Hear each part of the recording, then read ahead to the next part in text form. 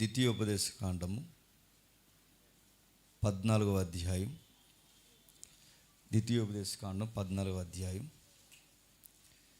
ద్వితీయోపదేశకాండం 14వ అధ్యాయం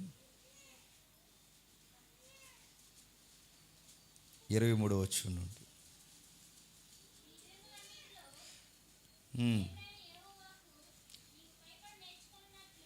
ఎవరైనా చదవండి. ద్వితీయోపదేశకాండం 14వ అధ్యాయం 23 కొంచెం స్పష్టంగా వినబడేలాగా. నీ దినములన్నిటిలో నీ దేవుడైన యెహోవాకు నీవు భయపడ నేర్చుకున్నట్లు నీ దేవుడైన యెహోవా తన నామమునకు నివాస స్థానముగా ఏర్పరచుకొను స్థలమున ఆయన సన్నిధిని నీ పంటలో కానీ నీ ద్రాక్షారసంలోనే కానీ నీ నూనెలో కానీ 10వ వంతును నీ పశువుల్లో కానీ గొర్రె మేకలలో కానీ తొలుచూలు వాటిని తీసుకొనవలెను. ఆగుదాం. 22వ వచనంలో ప్రతి సంవత్సరము నీ ఇత్తనములలో పంటల్లో 10వ భాగము ఆవశ్యకముగా ఏర్పరచవలెను. ఆగుదాం. ఈరోజు మనం కూడుకుంటున్న ఈ ప్రత్యేకమైన ఆదివారానికి ముఖ్యమైన కారణం మనకు తెలుసు. రాబోతున్న సెమినార్ కొరకు మనం సిద్ధపడుతున్నాం. ఆర్థికంగాను, శారీరకంగాను, మానసికంగాను అన్ని విధాలుగా మనల్ని మనం సిద్ధపరచుకునే ఆదివారపు ఆరాధన కార్యక్రమం ఇది. సెమినార్లో మీరు ఏం సాధిస్తారయ్యా అంటే, ఇప్పటికి 4 సెమినార్లు చేసాం, 5వ సెమినార్లకు వెళ్తున్నాం. ఈ 4 సెమినార్లో దగ్గరగా 400 మందిని రక్షించాం. అంటే సుమారు ఒక 300 పైచిలుక, అంటే 400 దగ్గరగా బాప్టిజ కార్యక్రమాలు జరిగించాం. ఒక వ్యక్తిని రక్షించడం అనేది ఎంత కష్టమో మనకు తెలుసు. ఒక వ్యక్తిని లోకంలోంచి దేవుని రాజ్యంలోకి తీసుకురావడం అంటే చిన్న విషయం కాదు. చేపలు పట్టడం అయినా ఈజీ ఏమో కానీ చెప్పండి, మనుషులను పట్టడం చాలా కష్టం. అలాంటి మనుషులను పట్టే కార్యక్రమం ఏడాదికి ఒకసారి, అంటే మనం ఏడాది అంతా తిరుగుతాం, సువార్తలు జరిగిస్తాం, కానీ ఒకేసారి పబ్లిక్ని అంతా ఒక దగ్గర తీసుకొచ్చి రాజ్యంలో బలపరిచే కార్యక్రమం మనం చేస్తాం. చాలామందికి ప్రశ్నిస్తున్నారు, అప్పుడప్పుడు అనుకుంటున్నారు, ఈ సెమినార్స్ కుటుంబాలందరూ అక్కడికి రావడం, 7 రోజులు అక్కడ కూర్చోవడం, అక్కడే తినడం, అక్కడే పడుకోవడం, దీనికి ఏమైనా బైబిల్ రెఫరెన్స్ ఉన్నాయండి అని అడుగుతున్నారు. ఉన్నాయండి, లేకుండా ఏది డిజైర్ ఆఫ్ క్రైస్ట్ చేయదు. మళ్ళీ అడుగుతున్నాను, చెప్పండి. ఏడాదంతా కలిసి ఎప్పుడు వస్తుందా అని ఎదురు చూస్తాం. సంక్రాంతి కాదు, ఏడాదంతా మనం కలిసి ఎదురు చూస్తాం. పండగలు ఎప్పుడు వస్తాయని కాదు, ఎప్పుడు లేనంత వేగంగా ఆ 7 రోజులు జాగ్రత్తగా వినండి. బయట చాలా తంతు కార్యక్రమాలు జరుగుతాయి. వేగంగా తిరుగుతారు, వేగంగా చెడిపోతారు, వేగంగా విలాసవంతమైన కార్యక్రమాలు హడావుడిగా లోకం అంతా ఉంటుంది. కొత్త సినిమాలు అప్పుడే రిలీజ్ అవుతాయి, కొత్త మద్యం దుకాణాలు అప్పుడే వస్తాయి. సింధులు, విందులు, వినోదాలు, ఆటలు, పందాలు, కోడి పందాలు, చెత్త చెదారం అంతా ఆ నెలలోనే జరుగుతుంది. అలాంటి టైంలో మన పిల్లలు, మన కుటుంబాలు భారీ పిల్లలుగా ఈ సమాజానికి దూరంగా దేవునికి దగ్గరగా ఉండే ఒక మంచి అవకాశం ఏదన్నా ఉంది అంటే ఆ పొంగల్ సమయంలో 7 రోజులు సెమినార్. ఈ సెమినార్ వాక్యానుసారంగా బాగానండి. అలా వచ్చి కూడుకొని అందరూ అలా కలిసి కూర్చొని ఇలా 7 రోజులు వాక్యం విని అక్కడే భోజనాలు చేసి అక్కడే ఉండడం. బైబిల్లో ఏదన్నా ఇలాంటి పద్ధతి ఉందా అంటే ఉంది. మీరు కొంచెం జాగ్రత్తగా వినండి. వీలైతే కొంచెం మనసు పెట్టుంటే 10వ భాగాలు గొడవ ఏంటో కూడా అర్థమవుద్ది. రెండవది, తీసుకోవద్దని కొందరు, తీసుకోవాలని కొందరు, తీసుకోలో అని చెప్పిన వాళ్ళు ఏమో అడ్డగోలుగా ఉపయోగించారు, తీసుకోవద్దని చెప్పిన వాళ్ళు ఏమో మొత్తానికి సంఘాన్ని అడుగు తినేలా చేశారు. ఇద్దరికీ తెలియాల్సిన ఒక విషయం ఉంది, కొంచెం జాగ్రత్తగా విందాం. ఏదో చెప్తున్నాడు, కొంచెం జాగ్రత్తగా విందాం. ద్వితీయోపదేశకాండము 14వ అధ్యాయం 23వ వచనం. నీ దినములన్నిటిలో, ట్రిబుల్ తగ్గిస్తాం, నీ దినములన్నిటిలో నీ దేవుడైన యెహోవాకు. మొన్న నాకు వైరు మైకని ఇచ్చారు, అదే బాగుందనుకుంటా కదా. ఇంకే ట్రిబుల్ ఎక్కువ అవుతుంది కదా, ట్రిబుల్ తగ్గించా. చూద్దాం ఒకసారి 23 వచనం అలా ఉంచు. నీ దినములన్నిటిలో నీ దేవుడైన యెహోవాకు నీవు భయపడ నేర్చుకున్నట్లు నీ దేవుడైన యెహోవా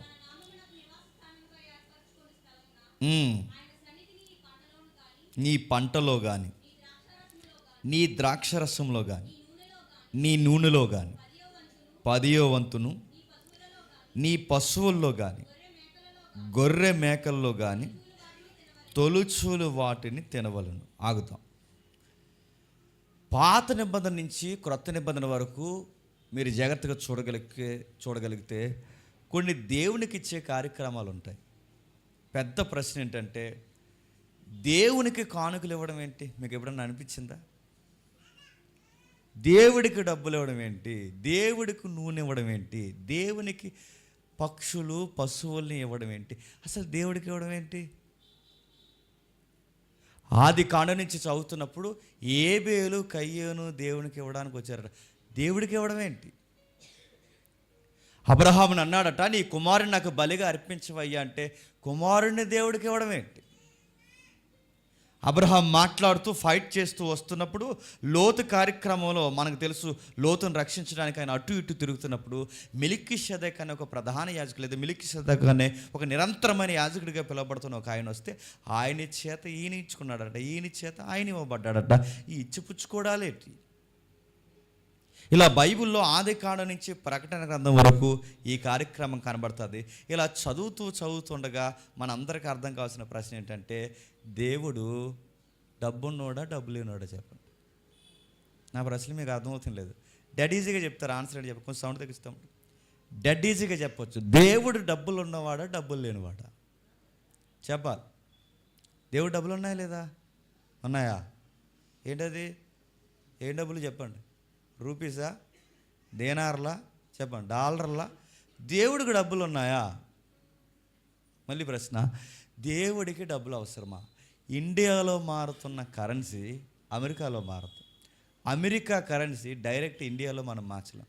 అలాంటిది భూలోకంలో ఉన్న ఈ సిరి సంపదలు దేవుడికి పరలోకంలో ఖర్చు పెట్టుకునే అవకాశం ఉందా?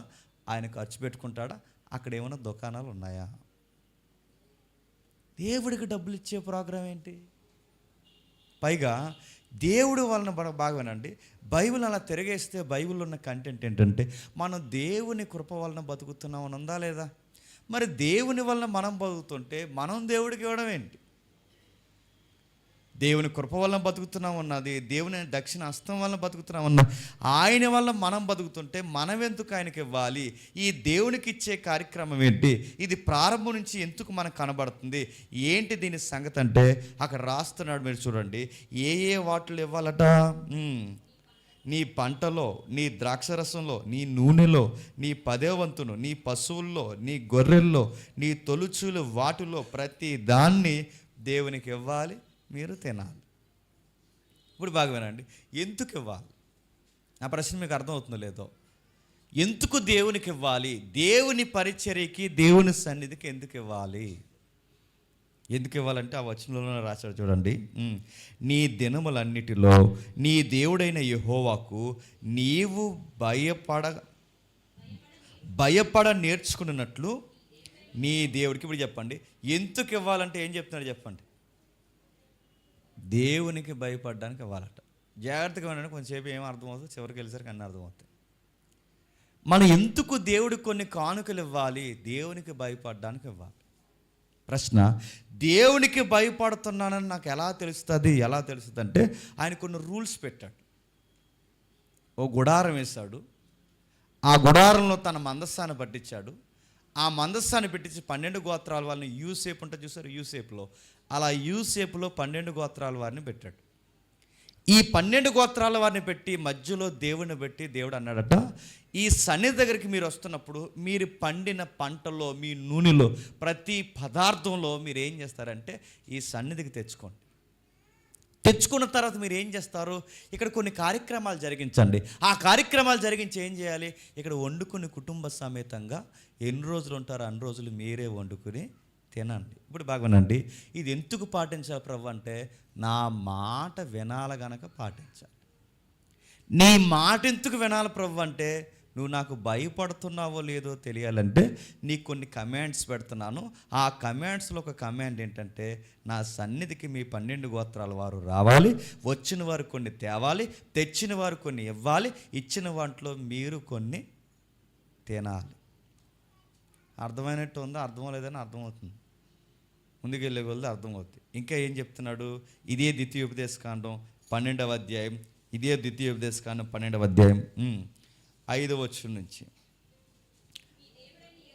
మీ దేవుడైన యెహోవా మీ సమస్త గోత్రముల్లో తన నామమును స్థాపించుకుంటకు నివాస స్థానముగా ఏర్పరచుకుంటకు అక్కడికే యాత్రలు చేయవాలి. ఇప్పుడు బాగా వినండి, ఇశ్రాయేలు 12 గోత్రాల వారికి దేశము నలుమూలకి ఎంత చెదిరిపోయినా ఈ 12 గోత్రాల పైన లెబనోన్ కానీ, కింద బేర్సబా కానీ, ఇటు యోర్దాను ఆవల కానీ, యోర్దాను ఈవల కానీ, ఇటు మధ్యధరా సముద్రానికి ఈవలున్న కానీ, ఈ తూరు సిదోను ప్రాంతాల వరకు ఈ 4 దిక్కులున్న ఇజ్రాయేల్లో ఉన్న ఈ 12 గోత్రాల వాళ్ళందరూ ఖచ్చితంగా దేవుడు ఏర్పరిచిన నివాస స్థలానికి రావాలి. ఆ నివాస స్థలం ఎక్కడో మనకు తెలుసు. ఆ రోజుల్లో మనకి సమూయేలు కాలంలో కానీ, దావీదు కాలంలో కానీ మనకు తెలుసు. ఆ రోజుల్లో సమూయేలు, దావీదు కాలంలో దేశం మధ్యన ఉన్న ప్రాంతం మనకు తెలుసు. ఆ ప్రాంతానికి వీళ్ళు ఖచ్చితంగా రావాలి. సొలొమోను కాలం వచ్చేసరికి ఆ సొలొమోను కాలంలో మందిరంగా మార్చాడు. ఆ మందిరంగా మార్చేసరికి ఎక్కడెక్కడున్న వీళ్ళందరూ యాత్ర కీర్తనలు పాడుకుంటూ అక్కడికి రావాలి. మీకు చాలాసార్లు చెప్పాను నేను. కొన్ని యాత్ర కీర్తనలు ఉన్నాయిగా, సుమారు 14 కీర్తనలు ఉంటాయి. 150 కీర్తనలు 14 కీర్తనలు యాత్ర కీర్తనలు ఉంటాయి. ఈ యాత్ర కీర్తనలు దేనికంటే, వీళ్ళ కుటుంబ సమేతంగా దీవింపబడాలి అంటే ఖచ్చితంగా దేవుని సన్నిధికి రావాలి. వీళ్ళ దేవుని సన్నిధికి రావాలి అంటే వచ్చే ముందు కొన్ని పాటలు పాడుకుంటూ రావాలి. ఆ పాటల పేరు ఏంటంటే చెప్పండి, యాత్ర కీర్తన. ఎక్కడికి యాత్ర అంటే ఒక టూర్కి వెళ్తున్నట్టు వెళ్ళాలట దేవుని సన్నిధికి. వాళ్ళు అడావుడిగా రావాలట. వచ్చే ముందు ఎలా రావాలంటే శుద్ధి, శుభ్రత, బాధ్యత కలిగి వాళ్ళ యొక్క చేతులతో లేదా వాళ్ళ యొక్క భుజాలతో కొన్ని విషయాలు మోసుకుంటూ రావాలట. ఆ మోసుకుంటూ వస్తున్నప్పుడు మీ పంట అయినా తేవాలి, మీ నూనె అయినా తేవాలి, మీ గొడ్డు గోద ఏదైతే ఉందో ఇవన్నీ తీసుకుని దేవుని సన్నిధికి రావాలి. వచ్చి ఏం చేయాలి? కొన్ని రోజులు అక్కడ ఉండాలి. సుమారు అర్పణలను 6 భాగాలుగా విడదీస్తారు. బలులు, మొక్కుబళ్ళు, నైవేద్యాలు, ప్రతిష్ట, స్వేచ్ఛ అర్పణలు, పాప పరిహారార్థపు బలులు, ఇలా ఎక్సెట్రా కొన్ని విడదీసుకుంటే సుమారు 6 నుంచి 7 భాగాలుగా బలులు ఇచ్చే కార్యక్రమం ఉంటుంది. ఈ ఇచ్చే కార్యక్రమాలనట కొంతమంది బైబిల్ పండితులు కూడితే ఇశ్రాయేలీయులు యూదులు దేవుడికి ఇచ్చే పర్సంటేజ్ బయటకు తీస్తే 100లో 35 అంటే 35% నుంచి 32-35% వరకు సుమారు దేవుడికి ఇచ్చే కార్యక్రమం ఉంటుందంట. నా మాట మీకు అర్థమవుతుంది. మనం 10వ వంతు అనుకుంటాం, కానీ వాళ్ళ అర్పణలన్నీ జాగ్రత్తగా విడదీస్తే 35% ఎవరికి ఇవ్వాలట? దేవుడికి ఇవ్వాలట. ఎవరు? ఒక సగటు ఇశ్రాయేలు, ఒక సగటు యూదుడు, పాత నిబంధన నుంచి భక్తుడు ఎవరైనా మనం జాగ్రత్తగా చూస్తే వాళ్ళ సంపాదనలో సగానికి సగం పైగంటే 35% వరకు దేవుడికి ఇవ్వాలట. ఇచ్చి ఏం చేయాలి? వీళ్ళ కల్చర్లో మొత్తంగా దీన్ని చాలా సీరియస్గా పాటించాలి. ఎందుకు ఇవ్వాలి ప్రభు అంటే ఆ 12వ అధ్యాయం 7వ వచనం చెప్తున్నారు చూడండి. మీరు మీ దేవుడైన యెహోవా మిమ్మల్ని ఆశీర్వదించి మీకు కలగజేసిన మీ కుటుంబములను మీ దేవుడైన యెహోవా సన్నిధిని భోజనము చేతి మీ చేతి పనులన్నిటి యందు సంతోషింపాలి. మీకు ఏమర్థమవుతుంది? ఇందాక చదవండి 15వ వచనంలో, మీరు సన్నిధికి రండి. ఎందుకు రావాలి? భయపడ్డానికి రండి. వచ్చిన వాళ్ళు ఏం చేయాలి? ఆశీర్వాదం ఉందని రండి. ఆ వచ్చిన తర్వాత ఏం చేయాలి? అందరూ కలిసి భోజనం చేయండి. ఇప్పుడు చెప్పండి, అందరూ కలిసి భోజనాలు చేసుకోవడానికి సన్నిధికి రావాలట. ఆ సన్నిధికి వచ్చినప్పుడు భయపడుతూ రావాలట. వచ్చిన వారు దేవుని సన్నిధిలో ఆశీర్వాదం దొరుకుతుందని రావాలట. వచ్చిన వారు అక్కడ నిలబడిన తర్వాత ఏం చేయాలంటే వచ్చిన వారు భోజన కార్యక్రమాల్లో పాల్గొనాలట. ఇంతకీ ప్రశ్న ఏంటంటే, అక్కడికి వచ్చిన తర్వాత భోజనం చేయండి అనే పాయింట్ మనకు పదే మనకు కనబడుతుంది. ఇంతకీ ఈ భోజనాలు చేసే గొడవ ఏంటంటే, జాగ్రత్తగా చదివితే అదే 15వ అధ్యాయం 26వ వచనం చదవండి జాగ్రత్తగా. అదే 15వ అధ్యాయం 26వ వచనం,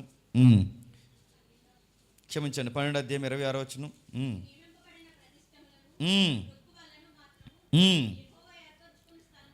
యెహోవా ఏర్పరచుకున్న స్థలమునకు నీవు తీసుకొని పోవలను నీ దహన బలులు నీ దేవుడైన యెహోవాకు నీ బలుల రక్తమును నీ దేవుడైన యెహోవా బలిపీఠం మీద పోయవలను, వాటి మాంసము నువ్వు తినవలను. నీ దేవుడైన యెహోవా దృష్టికి యుక్తమును యథార్థమగు దానిని.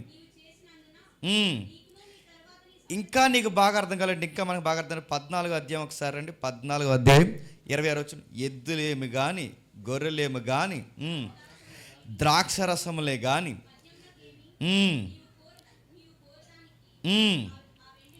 ఆ ఎండినిచ్చి అక్కడ నీ దేవుడైన యెహోవా సన్నిధిని భోజనము చేసి, నీవును నీ ఇంటి వారును నీ ఇంటనున్న లేవీయులను సంతోషింపాలి. ఏవో కొన్ని పాయింట్స్ మనం అలా చదివే కొలిది అందులోకి జాయిన్ అవుతుంది. మీరు చూడండి, వచ్చేటప్పుడు ఎలా రావాలంటే నీ ఇంట్లో అందరూ రావాలి. వచ్చేటప్పుడు ఎవరు రావాలంటే నీ ఇంట్లో ఉండే లేవీయుడు కూడా రావాలి. ఇప్పుడు బాగా వినండి, ఇశ్రాయేలు ప్రతి గోత్రానికి ప్రతి కుటుంబానికి దగ్గరగా ఎవరు ఉంటారన్నమాట? ఒక లేవీయుడు ఉంటాడనమాట. లేవీయుడు అంటే ఎవరు? ఒక సేవకుడు అన్నమాట. ఒక సేవకుడు ప్రతి కుటుంబానికి అందుబాటులో ఉంటాడట. వీళ్ళ దేవుని సన్నిధికి వచ్చే ముందు కూడా ఎంటబెట్టుకుని ఎవరు రావాలట? ఒక సేవకుని ఎంటబెట్టుకుని రావాలట. ఎప్పుడైతే వీళ్ళ సేవకుని ఎంటబెట్టుకుని వస్తారో, వచ్చేటప్పుడు వీళ్ళు ఎలా రావాలంటే ఇంకా చెప్తున్నారు చూడండి. ఈ 12వ అధ్యాయం కొన్ని రిఫరెన్స్ నేను ఎందుకు చెప్తాను మీకు అర్థమవుద్ది. ఈ 12వ అధ్యాయం 12వ వచనంలో, మీరు మీ కుమారులు మీ కుమార్తెలు మీ దాసులు మీ పనికత్తులు మీలో పాలువాలైన స్వాస్యమైన పొందక మీ ఇండ్ల నుండి లేవీయులు మీ దేవుడైన యెహోవా సన్నిధికి సంతోషించడానికి రావాలి. ఇప్పుడు చెప్పండి, చర్చికి వస్తున్నప్పుడు లేదా దేవుని సన్నిధికి వస్తున్నప్పుడు ఎంతమంది రావాలంటే అక్కడ రాస్తున్నారు చూడండి. మీరు రావాలి, మీ కొడుకులు రావాలి, మీ కూతురు రావాలి. పని ఏంటో చెప్పిన మీ ఇంట్లో పనులు కూడా రావాలి. చాలామంది చర్చ ఎందుకు మానేస్తారంటే పని ఉందని మానేస్తారు. కానీ దేవుడు ఏమన్నా చెప్పిన మీ పనులను కూడా తీసుకురమ్మన్నాడు. మీ పిల్లలు రావాలి, మీ ఇంట్లో ఉన్న పనులు రావాలి, మీ ఇంట్లో ఉన్న దైవజనుడి దగ్గరకు ఉన్నాడే ఆయన కూడా తీసుకుని రావాలి. వచ్చిన తర్వాత ఏం చేయాలంటే మీరందరూ కలిసి చెప్పండి, దేవుడికి ఇవ్వాల్సినవి ఇచ్చి అక్కడే భోజనం చేయాలి. ఇప్పుడు మీకు ప్రశ్న అర్థం కావాలి. ఇప్పుడు దేవుని సన్నిధికి వచ్చి ప్రతిసారి వీళ్ళు చేస్తున్నది ఏంటంటే చెప్పండి భోజనం చేస్తున్నారు. ఇప్పుడు మీకు ప్రశ్న అర్థమవుతే, ఆ రోజు దేవుడికి 10వ వంతులు లేదా భాగాలు ఇవన్నీ తెమ్మంటున్నాడంటే దేవుడు తినడానికా లేదా దేవుడు సన్నిధికి వచ్చి వీళ్ళే తినడానికా? నా మాటలు మీకు అర్థమవుతలేదు, జాగ్రత్తగా వింటే మీకు అర్థమవుద్ది. దేవుడికి డబ్బు అవసరం లేదు, దేవుడికి బల అవసరం లేదు, దేవుడికి కానుకలు అవసరం లేదు. మరి ఇవన్నీ కూడుకుని తెచ్చి నా సన్నిధిని మీరు నిలబడండి అంటే ఎందుకు తేవాలి అంటే దేవుడు ఒక ప్రాజెక్ట్ అప్పగించాడు. ఏంటంటే నీ ఇంట్లో ఉన్న పనోడైనా, నీ ఇంట్లో ఉన్న పాస్టర్ గారైనా, నీ ఇంట్లో ఉన్న ఎవరైనా, నీ కొడుకులైనా కూతుర్లైనా నా సన్నిధిని సమానంగా సంతోషించాలి. ఇప్పుడు చెప్పండి, అందరూ సమానం అనే ఒక కేటగిరీ తీసుకురావడానికి దేవుడు పెట్టిన రూల్ ఏంటంటే మీ ఇంట్లో ఉన్న పేదోళ్ళు, దేశంలో ఉన్న పేదోళ్ళు, మీ ఇంట్లో ఉన్న పనోళ్ళు, మీ ఇంట్లో ఉన్న దాసులు ఎవరైతే ఉన్నారో మీరందరూ నా సన్నిధికి వచ్చినప్పుడు మీరందరూ ఎలా ఉండాలి చెప్పిన ఒక కుటుంబ సమేతంగా కుటుంబంలా కనబడాలి. ఇప్పుడు చెప్పండి, దేవుడికి పాత నిబంధన నుంచి ఇవ్వడం అంటే ఏంటి? ఎవరు ఏ ఇబ్బందుల్లో లేకుండా అందరూ దేవుని సన్నిధికి వచ్చి అందరూ దేవుని సన్నిధిలో కూర్చుని, పాస్టర్ గారైనా, సామాన్యుడైనా, డబ్బులు ఉన్నవాడైనా, డబ్బులు లేనివాడైనా, పనోడైనా, పేదోడైనా, ఎవడైనా దేవుని సన్నిధికి వచ్చారో చేయాల్సింది ఏంటంటే సమానంగా దేవుని సన్నిధిలో చెప్పండి ఆనందించాలంట. మరో వచనం చూడండి, అదే 12వ అధ్యాయం 10వ వచనం, మీరు యొర్దాను దాటి మీ దేవుడైన యెహోవా మీకు స్వాస్యముగా ఇచ్చుచున్న దేశంలో నివాసులైన తర్వాత మీ చుట్టూ నుండి శత్రువులు అందరూ లేకుండా మీకు విశ్రాంతి కలగజేసినందున మీరు నెమ్మది పొందినప్పుడు నీకు ఆజ్ఞాపించిన సమస్తమును, నీ దహన బలులను, నీ బలులను, నీ దశమ భాగములను చేయవలని. ఏం జ్ఞాపకం చేస్తాను చెప్పండి? మీ శత్రువులు ఒక రోజు ఉండేవారు, మీకు గుర్తుందా? ఇప్పుడు కూడా మీకు శత్రువులు ఉన్నారు, గుర్తుందా? ఒకప్పుడు మీ బతుకులు ఎట్టి ఇశ్రాయేలు అని మీ బతుకులు ఎదుటోళ్ళకి బానిసలు. ఒకప్పుడు బానిసలుకున్న మీకు ఇప్పుడు మీ ఇంట్లో బానిసలు ఉన్నారు. ఒకప్పుడు దాసులకున్న మీరు ఇప్పుడు మీ ఇంట్లో దాసులు ఉన్నారు. ఇప్పుడు నా సన్నిధికి మీరు వస్తున్నప్పుడు ఏమి జ్ఞాపకం చేసుకోవాలంటే, దేవా ఒకప్పుడు దాసత్వంలో ఉండేవాళ్ళం, ఇప్పుడు మా దాసత్వం పోయింది, దాసత్వాన్ని తీసేసి మమ్మల్ని ఎంత ఆశీర్వదించావంటే మేమే కొందరికి జీతభత్యాలు ఇచ్చేంతగా మమ్మల్ని దావించాం. మా స్థితిగతులు మర్చిపోకుండా మాకు చేసావు, మాకు ఎంత కృతజ్ఞత కలగజేసేలా మా కార్యాలు జరిగించావంటే, ఒకప్పుడు అన్నం లేక ఏడ్చేవాళ్ళం, మాకు అన్నం పెట్టావు. ఒకప్పుడు నివాసం లేక ఏడ్చేవాళ్ళం, ఇప్పుడు మాకు నివాసం ఇచ్చావు. మమ్మల్ని ఎంత ఆశీర్వదించావంటే, పిల్లలు పుట్టిన వాళ్ళు ఎలా పోషించాలో మాకు అర్థం కాని పరిస్థితుల్లో మా పిల్లల్ని, మా కొడుకుల్ని అందరినీ నేను ఆశీర్వాదకరంగా మార్చేస్తావు. ఎంత బాగా మమ్మల్ని దీవించావంటే, ఇరుగు పొరుగు వారు శత్రువులు సైతం మమ్మల్ని చూసి అసూయపడేంతగా మమ్మల్ని ఆశీర్వదించావు. నీ సన్నిధికి మేము ఎందుకు రావాలి అంటే, ఒకప్పుడు బానిస బతులుగా ఉన్న మాకు ఈరోజు మమ్మల్ని ఏం చేసావు తెలుసా? దీవెనకరమైన వ్యక్తులుగా మార్చావు కనుక ఈ కృతజ్ఞత తెలియజేయడానికి మీ సన్నిధికి మేము ఖచ్చితంగా రావాలి. ఒకప్పుడు బానిసలుగా మమ్మల్ని ఏం చేసామంటే, కృతజ్ఞత కలిగి ఉండి జీవించేలాగా మాకు గొప్ప కార్యాలు జరిగించావు. వచ్చేటప్పుడు మమ్మల్ని ఒక్కడే రమ్మనకుండా మాకు కూడా ఉన్న దాసులు కూడా రమ్మను. ఎందుకు? ఒకప్పుడు మేము కూడా దాసులమే, ఇప్పుడు మీ దగ్గర ఎవరో దాసులుగా ఉండకూడదు, వాళ్ళు కూడా మీతో సమానం అని చెప్పడానికి మమ్మల్ని తీసుకుని రమ్మన్నాం. వచ్చేటప్పుడు ఇంకెవరిని తీసుకురమ్మంటున్నాం అంటే, మాకు కూడా ఒక సేవకుని తెచ్చుకోమంటున్నాం. ఇప్పుడు చెప్పండి, కుటుంబంతో రావాలి, దాసులతో రావాలి, సేవకులతో రావాలి. ఇంకా బాగా అర్థం కావాలంటే, ఈ డబ్బు, ఈ సంపాదన, ఈ నైవేద్యాలు ఇవన్నీ దేనికంటే కాస్తంత పొరుగుడితో కలిసి ఆనందంగా ఉండడానికి. అది వారం రోజుల, 2 వారాల, నెల రోజులు దేవుని సన్నిధిలో కుటుంబాలతో పొరుగువాడితో కలిసి ఆనందంగా నివాసించడానికి ఎక్కడికి రావాలంట? దేవుని సన్నిధికి రావాలి. ఇప్పుడు చెప్పండి, దేవుని సన్నిధికి ఆ రోజు 10వ వంతులు ఎందుకు తెచ్చేవారంటే, మీరు జాగ్రత్తగా వినాలి, దేవుడికి ఒక ప్లాన్ ఉంది, ఒక పర్పస్ ఉంది. అందరూ అక్కడికి రావాలి, అందరూ సమానంగా ఉండాలి, దేవుని పనిలో అందరూ ప్రేమపూర్వకంగా భోజనాలు చేయాలి. ఇది ఆశీర్వాదకరమైన కార్యక్రమం. ఇప్పుడు బాగా వినాలి, మీరు జాగ్రత్తగా వింటే, 10వ వంతులు అనే కార్యక్రమం దేవుడు ఎందుకు పెట్టాడంటే, అన్నం లేక చచ్చిపోయే వాళ్ళు దేశంలో ఉండకూడదు. ఒక పూట తిని ఒక పూట తినక ఏడ్చేవాళ్ళు మీ వీధుల్లో ఉండకూడదు. అన్నం కోసం ఎదురు చూస్తూ పాస్ అన్నం తిని బతికేసే కొంతమంది పేదోళ్ళు మీ కుటుంబంలో ఉండకూడదు. మీరు దేవుని సన్నిధికి రావాలి, కొన్ని మీ పంటల్లో ఉన్నవి ఇవ్వాలి, ఆ పంటల్లో ఉన్నవి దేవునికి కొన్ని ఇవ్వాలి, కొన్ని మీరు అక్కడే భోజన కార్యక్రమాలు పెట్టుకోవాలి. ఈ పెట్టుకుని ఇచ్చిన తర్వాత ఆ నిలవైన సరుకు ఏదైతుందో అవి జాగ్రత్తగా దాయాలి. దాసిన తర్వాత వాటిని ఏం చేయాలి ప్రభు అంటే, ఎవరెవరో పేదోళ్ళు ఉన్నారో ఆ పేదోళ్ళందరికీ పంచాలి. అక్కడ ఆ వారం రోజులు లేదా మీరు నెల రోజులు ఉన్నా మీరు ఏం చేయాలంటే, మనం అందరం దేవుడిని బట్టి బతుకుతున్నాం కనుక మీలో ఎవరికి ఏమి లేకపోయినా, లేవీళ్ళారా మీరు గొప్ప దేవుని సేవ చేస్తున్నారు, మీకు మేమున్నాం అని చెప్పేంత ధైర్యం మీరు ఇవ్వాలి. పేదవాళ్ళారు మీరు బాధపడకండి, దేవుడు మమ్మల్ని ఆశీర్వదించాడు, మా ఆశీర్వదించిన హస్తాలని దేవుడు మీకు పెట్టడానికి మాకు దేవుడు బలంగా మా చేతులు నింపాడని మీరు చెప్పాలి. ఇప్పుడు చెప్పండి, సొసైటీని దేవుడు ఎలా ఫామ్ చేస్తున్నాడంటే, నాకు ఇవ్వండి అని చెప్పట్లేదు, నా సన్నిధికి తెచ్చి నాకు అర్పించడని చెప్పట్లేదు. దేవుడు ఎందుకు తన దగ్గరికి తెమ్మంటున్నాడంటే, ఒక సిస్టమ్ ఫామ్ చేస్తున్నాడు. ఏంటంటే, పేదోళ్ళందరికీ అన్నం పెట్టాలి. ఆ దేవుని సేవ చేస్తున్న లేవీలందరికీ చెప్పండి అన్నం పెట్టాలి. ఈ కార్యక్రమం మీరు జరిగించాలి. ఎంత బాగా జరిగించాలో ఈ ద్వితీయోపదేశకాండ 24వ అధ్యాయం చెప్తున్నాడు చూడండి. ఇంకా బాగా చెప్తున్నాడు చూడండి. ఇదే ద్వితీయోపదేశకాండ 24వ అధ్యాయం 10వ వచనంలో చెప్తున్నాడు చూడండి. 10వ వచనం నుంచి ఇంకా బాగా అర్థం కావాలంటే 14వ వచనం నుంచి చెప్తున్నాడు చూడండి. ఇదే ద్వితీయోపదేశకాండం 24వ అధ్యాయం 14వ వచనం నుండి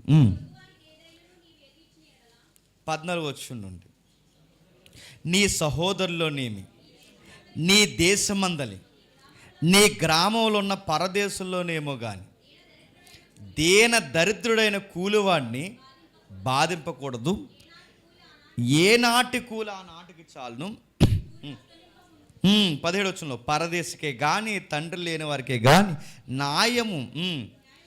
న్యాయము తప్పి తీర్పు తీర్చకూడదు, ఎదవరాలు వస్త్రము తాకట్టు పెట్టకూడదు. 18వ వచనంలో, నువ్వు ఐగుప్తిలో దాసుడివై ఉండగా నీ దేవుడైన యెహోవాని అక్కడి నుండి విమోచించినని నువ్వు జ్ఞాపకం చేసుకోవాలని, అందుచేత ఈ కార్యక్రమాలు చేయవలనని నేను నీకు ఆజ్ఞాపిస్తున్నాను. ఇప్పుడు చెప్పండి, 10వ వంతులు తేవడం, పేదోళ్ళకు భోజనాలు పెట్టడం, లేవీల్ని ఆదరించడం, అందరికి అన్నం పెట్టడం, ఇవన్నీ మేము ఎందుకు చేయాలి ప్రభువా?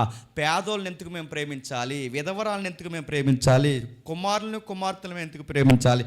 మరణశిక్ష విధింపబడిన వారిని కూడా మేము ఎందుకు, దోషశిక్ష లేకుండా వాళ్ళని ఎందుకు క్షమించే కార్యక్రమాల్లో మేము పెట్టాలి? ఈ సొసైటీకి సంబంధించిన ఈ మారల్ వాల్యూస్ మాకు ఎందుకు ఎందుకు ఇస్తున్నా ప్రభువా, ఈ సివిల్లో మాకు ఎందుకు నేర్పిస్తున్నా ప్రభు అంటే, ఇలాంటి సివిల్ ప్రాబ్లమ్స్లోనే మీరు ఒకరోజు పడున్నారు. మీ సొసైటీ మళ్ళీ అలా ఉండకూడదు. ఎలా ఉండకూడదు? ఐగుప్తులో బతికారే బానిస బతుకులు, అలాంటి బతుకు మీరు బతకకుండా ఉండాలి అంటే, అందరూ ఫైనాన్షియల్గా బాగుండాలి, అందరూ కాసంత గుప్పుడు మెతుకులు తినాలి అంటే మీకు ఒక సిస్టమ్ పెట్టాను. దేశం మధ్యలో నా మందిరాన్ని కట్టాను. నా మందిరాన్ని కట్టిన తర్వాత ఈ మందిరం చుట్టూ మీ 12 గోత్రాలను పెట్టుకోమన్నాను. ఈ 12 గోత్రాలను మీరు ప్రతి ఏడాది, ప్రతి నెల, ప్రతి వారం, ప్రతి కార్యక్రమంలో మీరు ఏం చేయాలి అంటే రావాలి కుటుంబ సమేతంగా. ఈ కుటుంబ సమేతంగా వచ్చిన మీరు ఈ పేద బడుగు బలహీన వర్గాల్లో ఉన్నవారు, దరిద్రంలో బతుకుతున్నవారు, కడు దరిద్రంలో బతుకుతున్న ఎవరైతే ఉన్నారో వాళ్ళని కూడా ఎంటబెట్టుకుని రావాలి. వచ్చే ముందు కాస్తంత లేవీల్ని ఎంటబెట్టుకుని వచ్చి మీరందరూ కలిసి నా సన్నిధిలో నిలబడాలి. ఆ నిలబడిన తర్వాత ఏమున్నాయంటే, ఎవరెవరు ఏ కార్యక్రమాలు చేస్తున్నారో ఆ కార్యక్రమాలకి మీరు పంచిపెట్టాలి. ఇది మీకు అర్థమైతే మీకు జాగ్రత్తగా వినండి. 10వ వంతులకి ఎందుకు ఇవ్వాలి అంటే, పాస్టర్ గారు పోగేసుకోవడానికి కాదు. 10వ వంతులు ఎందుకు ఇవ్వాలంటే, మళ్ళీ చెప్తున్నాను, 10వ వంతుకి ఎందుకు ఇవ్వాలంటే సామ్రాజ్యాలు విస్తరింప చేసుకోవడానికి కాదు. 10వ వంతుకి ఎందుకు ఇవ్వాలి అంటే గుడులు గోపురాలు ఎత్తు కట్టుకోవడానికి కాదు. 10వ వంతుకి ఎందుకు ఇవ్వాలి అంటే పేదల గుప్పుడు మెతుకులు పెట్టడానికి ఇవ్వాలి. నిరంతరము దేవుని సేవ దేవుని కార్యక్రమాన్ని తిరుగుతున్న వాళ్ళు కనీసం ఏమీ లేకుండా, వాళ్ళకి నిలువరమైన గుడారం కానీ వాళ్ళకి గజం నేల కానీ లేకుండా దేవుడే మా ఆస్తి అని బతుకుతున్నా ఆ సేవకును కూడా పోషించడానికి మీరు ఏమి ఇవ్వాలి చెప్పండి? మీ కష్టార్జితంలో 10వ వంతులు ఇవ్వాలి. ఈ సిస్టమ్ మీకు అర్థమైతే జాగ్రత్తగా వినండి. ఇలాంటి సిస్టమ్ ఫామ్ చేస్తే ఆ వీధిలో పేదోళ్ళు ఉంటారా? అలాంటి సిస్టమ్ అంటే అలాంటి కమెంట్స్ ఫాలో అయితే ఆ ఊరిలో పేదోళ్ళు ఉంటారు. అన్నం లేక బాధపడుతున్నామండి, నీళ్ళు లేక బాధపడుతున్నామండి, మా పరిస్థితులు బాగోలేదండి, మా సివిల్ ప్రాబ్లమ్స్ చాలా ఉన్నాయి, సొసైటీలో మేము బ్రతకలేకపోతున్నాం, ఎన్ని ప్రభుత్వాలు వచ్చినా మమ్మల్ని పట్టించుకోవట్లేదని అనేవాళ్ళు ఉంటారా? నిన్ను ప్రభుత్వాలు పట్టించుకున్నా పట్టించుకోకపోయినా ప్రభు నిన్ను పట్టించుకుంటాడు. ఎందుకంటే తన ప్రజలను ఆశీర్వదించి పేదోళ్ళు లేకుండా ఒకరినొకరు ఆదరించుకునేలా దేవుడు తన సొసైటీని ఫామ్ చేశాడని. ఎప్పుడైతే మనం నిలబడతామో మన ఈదులో కానీ మన ఊరిలో కానీ పేదోళ్ళు ఉంటారా? పోనీ ఈదుల్ని మనం బాగు చేయలేం, మన ఊరిని మనం బాగు చేయలేం, వదిలేయండి. కనీసం ఈ సిస్టమ్ మనం ఫాలో అయితే సంఘంలో పేదోళ్ళు ఉంటారా? రాను ఏమైపోయింది చెప్పనా? హిజ్కియా బాగా వినండి. హిజ్కియా కాలానికి వచ్చేసరికి ఏం జరుగుతుందో చూడండి. ఇది ప్యాటర్న్ స్కెల్టన్. ఆ కిందికి వెళ్ళేసరికి 2వ దినవృత్తాంతాల గ్రంథం ఒకసారి తీయండి. 2వ దినవృత్తాంతాల గ్రంథం 31వ అధ్యాయం. హిజ్కియా కాలంలో ఏం జరుగుతుందో చూడండి. 2వ దినవృత్తాంతాల గ్రంథం 31వ అధ్యాయం. 2వ దినవృత్తాంతాల గ్రంథం 31వ అధ్యాయం. 2వ దినవృత్తాంతాల గ్రంథం 31వ అధ్యాయం 11వ వచనం నుండి. హిజ్కియా యెహోవా మందిరములో కొట్లను సిద్ధపరచుతానని. కొట్లంటే ఏంటండి? కొట్లంటే ఏంటి? కొట్లని కాదు. కొట్లంటే ఏంటి? Store rooms. అంటే ఏం స్టోర్ చేస్తున్నారు? పైకి చదవండి. ఏం స్టోర్ చేస్తున్నారు? పైకి వెళ్దాం. యెహోవా మందిరములోనికి జనులు కానుకలు తెచ్చుట మొదలుపెట్టినప్పుడు మేము సమృద్ధిగా భోజనం చేసినాను, చాలా మిగులుచున్నది. యెహోవా తన జనులను ఆశీర్వదించుచున్నాడు, ఇంత గొప్ప రాశి మిగిలిందని రాజుకి చెప్పగా ఈ హిజ్కియా యెహోవా మందిరంలో కొట్లను సిద్ధపరచవలసినదిగా ఆజ్ఞ ఇచ్చినప్పుడు చెప్పండి. జనాలు ఎప్పుడైతే సిస్టమ్ ఫాలో అవుతున్నారో హిజ్కియా కాలానికి దేవుడు మరింత ఎంత ముమ్మరంగా పాటించమని రాజుదారు ఆజ్ఞాపించాడు. జనాలు ఏం చేస్తున్నారట? పండిన పంటలో, గొడ్లలో, గోధుల్లో ప్రతి దాంట్లో పండిందంతా చేస్తున్నారట. ఎప్పుడైతే ప్రతి ఒక్కరు ఇవ్వడం మొదలుపెట్టారో అందరు ఇచ్చిన తర్వాత ఏమైందంట? ట్రెజరీలో బాగా మిగిలిందంట. ఈ మిగిలింది ఏం చేస్తున్నారు? బాగుండి. ఇది మిగిలింది ఏం చేస్తున్నారు? 14 వచనం చూడండి. ఏం చేస్తున్నారు? తూర్పు తట్టు ద్వారమునొద్ద పాలకుడును ఇన్నా కుమారుడగు లేవీయుడైన కోరే యెహోవా కానుకలను అతి పరిశుద్ధమైన వాటిని పంచిపెట్టుటకు దేవునికి అర్పింపబడిన స్వేచ్ఛార్పణల మీద నియమింపబడును, అతని చేతి క్రింద అని చెబుతూ 19వ వచనం సమాజం అంతటను సరిచూడబడిన వారికి ఆయా పట్టణంలో చేరిన గ్రామంలో ఉన్న అహరోను వంశస్థులైన యాజకులకు వంతులు ఏర్పరచుటకు వారు నియమింపబడి ఉండిరి. పేర్ల చేత చెప్పబడిన ఆ జనులు యాజకులలో పురుషులందరికీ లేవీలలో వంశముల చొప్పున సరిచూడబడిన వారందరికీ వంతులు ఏర్పరచుటకు నియమించారు. ఇప్పుడు చెప్పండి, రాజుగారు ఎంత బాగా మెయింటైన్ చేస్తున్నారంటే అందరు చెప్పినట్టుగానే కానుకలు తెచ్చారట. అందరు చెప్పినట్టుగానే కానుకలు తెచ్చి మందిరానికి ఇచ్చారట. ఈ మందిరంలో ఎప్పుడైతే కానుకలు ఇచ్చారో ఈ మిగిలిపోయిన కానుకల్ని పంచడానికి కొన్ని టీమ్స్ని రాజుగారు ఏర్పరచారట. ఎప్పుడైతే కొన్ని టీమ్స్ ఫామ్ చేశాడో రాజుగారు టీమ్స్ ఫామ్ చేసిన తర్వాత మొత్తం వాకప్ చేస్తే ఎక్కడెక్కడ ప్రాబ్లం ఉంది, ఈ సేవకులు ఇంకా పేదరికంలో ఉన్నారు, ఈ పేదోళ్ళు ఇంకా పేదరికంలో ఉన్నారు, వీళ్ళందరికీ పంచడని చెప్పి వారి పేర్లు రాసి, మీ ప్రాబ్లం ఏంటి, మీకు అన్నం ప్రాబ్లమా, లేదా మీకు కరెన్సీ ప్రాబ్లమా, మీకు ఏ ప్రాబ్లం ఉంది, దేవుని సన్నిధిలో మిగిలిన ట్రెజరీలో నుంచి మేము ఏం చేయాలనుకుంటున్నాం చెప్పి రాజుగారికి ఇంటిమేషన్ ఇచ్చి కావలసిన కానుకలన్నీ ఎవరెవరికి పంచాలో వారి అక్కర కొలది పనిచేశారట. ఇప్పుడు చెప్పండి, పాత నిబంధన దగ్గర నుంచి ద్వితీయోపదేశ కాలం నుంచి లేదా లేవీల కాలం నుంచి అహరోను కాలం నుంచి మోసే కాలం నుండి కూడా దేవుడు ఇచ్చే కార్యక్రమాన్ని ఎందుకు పెట్టాడంటే అందరూ సమానంగా ఉండాలి, ఉన్నవారందరూ దేవుని సన్నిధికి రావాలి, చక్కగా భోజనాలు వండుకోవాలి, వండుకున్నది అందరూ సమానంగా తినాలి. ఈ తింటున్నప్పుడు పేదోడు ఒక దిక్కున గొప్పోడు ఒక దిక్కున కూర్చోకూడదు, అందరూ సమానంగా ఒకే దిక్కున కూర్చోవాలి. ఇందులో రాజు అయినా పేదోడైనా పాస్టర్ గారు అయినా ఎవరైనా ఒకేలాగా ప్రేమ కలిగి జీవించాలి. ఇక మిగిలిన సొమ్ము ఏదన్నా ఉంటే ఆ తర్వాత వాకప్ చేసిన తర్వాత ఆ డబ్బుని లేనోళ్ళకి పంచి పెట్టాలి. ఇప్పుడు చెప్పండి, దేవుడికి డబ్బులు అవసరమా, ఈ డబ్బులు మనకు అవసరమని దేవుడి సన్నిధికి తెమ్మన్నాడు చెప్పండి. దేవుడికి డబ్బులు అవసరమా, దేవుడికి కానుకలు అవసరమా?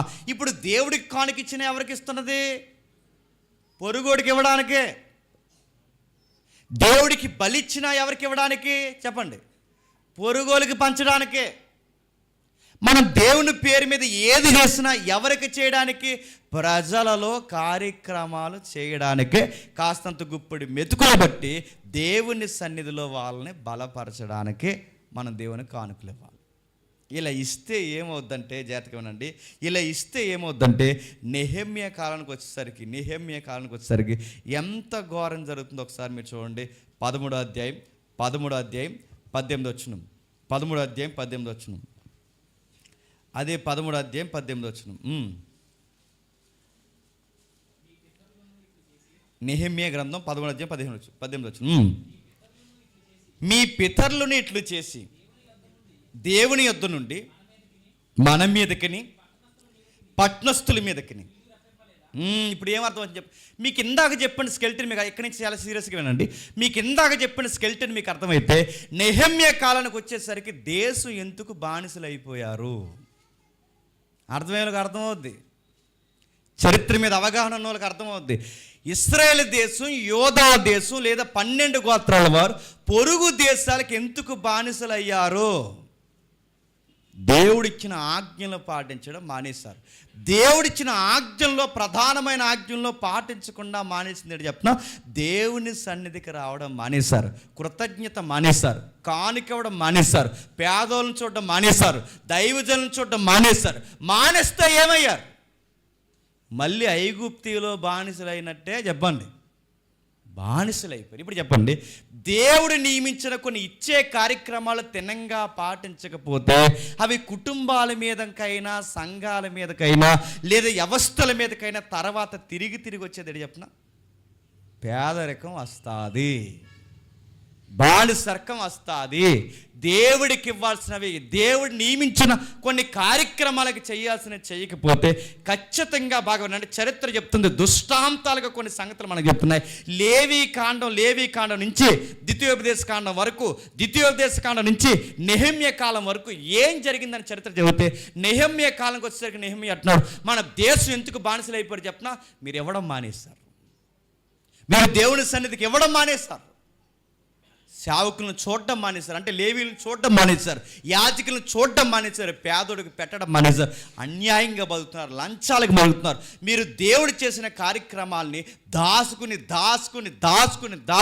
నీకు మీరే దాచుకుని తింటున్నారు తప్ప అది నాకు ఇచ్చాడు, లేనోడికి గుప్పిడి మెతుకులు పెట్టాలి, నాకు ఇచ్చాడు, బాధలు ఉన్నోడికి సహాయం చేయాలి, నాకు ఇచ్చాడు, ఈ సేవ జరిగిస్తున్న ఈ సేవకుని కాస్త ఆదరించాలి, ఈ సేవకుని ప్రోత్సహించాలని అనుకోని కార్యక్రమాలు మనసులో మీకు వచ్చేసాయి కనుకే దేశం ఏమైపోయింది తెలుసా? నేను చెప్తున్నాను, గవర్నర్ దగ్గర నేను పనిచేస్తున్న వ్యక్తిగా నేను చెప్తున్నాను, నెహెమ్యాగా మనం పాడైపోవడానికి ముఖ్యమైన కారణాలు కృతజ్ఞత మర్చిపోయాం. చర్చికి రావడం మానేస్తాం, వస్తూ మన కుటుంబాన్ని తీసుకురావడం మానేస్తాం, అంతకన్నా ముఖ్యంగా పేదోళ్ళను చూడడం మానేస్తాం, అంతకన్నా ముఖ్యంగా సేవకులకు సపోర్ట్గా నిలబడడం మానేస్తాం. అందుకు మనం ఏమైపోయాం చెప్పిన, మళ్ళీ కరువు కాటకంలోకి జారిపోయాం.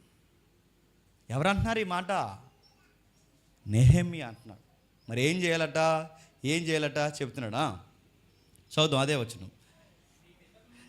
నీ పితరులను ఇట్లు చేసిరి, దేవుని యొద్ద నుండి మన మీదకిని పట్నస్థుల మీదకి కీడు రప్పించుటకు, అయితే మీరు విశ్రాంతి దినమును నిర్లక్ష్య పెట్టి ఇశ్రాయేలు మీదకి మరింత ఈ కోపనానికి ఒక్కటి పాటిస్తున్నారా? దేవుని సన్నిధికి రారు, విశ్రాంతి దినాలు పాటించరు, బలి నైవేద్యాలు అర్పించరు, ఆయనకి ఇవ్వాల్సిన స్వేచ్ఛార్పణలు అర్పించరు, పేదోడికి పెట్టాల్సింది పెట్టరు, లేవీడికి ఇవ్వాల్సింది ఇవ్వరు. ఇవన్నీ చేయకుండా ఉంటే, దేవునికి భయపడటం మానేస్తే కుటుంబాలు ఆశీర్వాదకరంగా ఉంటాయా? చాలామంది అడుగుతారు, దేవునికి ఎందుకు ఇవ్వాలండి, దేవునికి ఎందుకు ఇవ్వాలండి, దేవునికి ఎందుకు ఇవ్వాలి అంటే, నువ్వు నీ కుటుంబం ఆశీర్వాదకరంగా ఉండాలి అంటే నువ్వు పొరుగోడికి ఇవ్వడానికి దేవునికి కానుక ఇవ్వాలి. ఆ కానుక ఇవ్వబడిన కానుకను పాస్టర్ గారే మింగేక ఆ కానుకని అందరి కొరకు చెప్పండి పంచి పెట్టాలి. ఆ ట్రెజరీని జాగ్రత్తగా మెయింటైన్ చేయాలి. హిజ్కియా మెయింటైన్ చేశాడు, దేశం ఆశీర్వాదకరంగా మారిపోయింది. అహరోను దాన్ని మెయింటైన్ చేశాడు, గుడారంలోకి ఏ తెగులు రాకుండా ఆపేశారు. లేవి కాలంలో మోసే గారు అది మెయింటైన్ చేశాడు. అది ఎప్పుడైతే ఆ ట్రెజరీని మెయింటైన్ చేశాడో, దేవుని ఆజ్ఞను పాటించాడో, ఆశీర్వాదకరంగా కుటుంబాలను కట్టాడు. వాళ్ళు ఎక్కడ మీరు చూడండి, ఏ నాయకత్వాలు అయితే దేవుని కానుకను ఉన్నతంగా ఉపయోగిస్తున్నారో ఆ కానుకను ఉపయోగించిన కుటుంబాలు బాగున్నాయి. చెప్పండి, సంఘాలు బాగున్నాయి, నాయకత్వాలు బాగున్నాయి, అవి ఉన్నతమైన ఆశీర్వాదకరమైన కార్యక్రమాలుగా మారిపోయాయి. కానీ నెహెమ్యా కాలంకి వచ్చేసరికి ఏమంటారు? దేవాలయానికి వెళ్ళడం మానేశారట, స్వేచ్ఛార్పణలు ఇవ్వడం మానేశారట, పేదలను చూడడం మానేశారట, లేవీల్ని పట్టించుకోవడం మానేశారట. ఇవన్నీ మానేస్తే దేశం ఏమైంది? కరువు కాటకాల్లోకి జారిపోయింది. ఇప్పుడు చెప్పండి, దేశమంతా బాగుండాలంటే, పొలాలన్నీ బాగా పండాలి అంటే, సమృద్ధి గుడారంలోకి ఏ తెగులు రాకుండా ఉండాలి అంటే, పిల్లలు ఆశీర్వాదకరంగా ఉండాలంటే, ఇశ్రాయేలుకి తరతరాలకు ఉండాల్సిన ఆజ్ఞలు ఏంటి చెప్పనా? ఆయన సన్నిధికి రావాలి, మీ 10వ వంతులు ఇవ్వాలి, ఇంకా మీ గొడ్డు గోద ఏదైతుందో ప్రతి దాన్ని అర్పించాలి. అర్పించింది దేవునికి చెప్పండి, నీకు ఇస్తున్నాం ప్రభు అని చెప్పాలి. ఆ యాజకుల్ని మీరు పోషించాలి, ఆ యాజకుల సందాన్ని తీసుకోవాలి. ఎవరైతే పేదలు వచ్చారో అందరూ కలిసి కూర్చొని రండి, దేవుని సన్నిధిని ఆనందించి భోజనం చేద్దాం రండి అని కూర్చోవాలి. ఈ ఐక్యత పోయిందంట. మరి ఏం చేస్తున్నారట?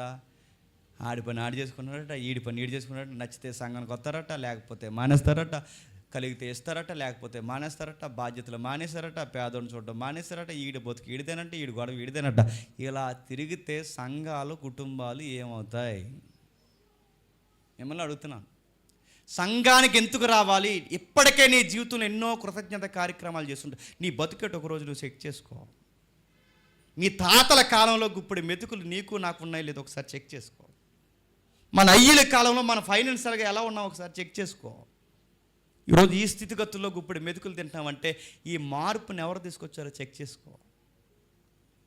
నీకెందుకు దేవుడు ఆశీర్వాదకరంగా మార్చానంటే, నీకెందుకు గుప్పులు నింపుతున్నాడు, నువ్వే వండుకుని నువ్వే తినేస్తావు అని కాదు. నీ చుట్టూ చాలామంది ఆత్మీయులు ఉన్నారు, వాళ్ళని దేవుళ్ళలో బలపరచాలి. ఆ బలపరచడానికి వాళ్ళతో కూర్చొని భోజనం చేస్తావో, పాటలు పాడతావో, స్తుతిస్తావో, వాళ్ళతో ఏ కార్యక్రమం చేస్తావో తెలియదు.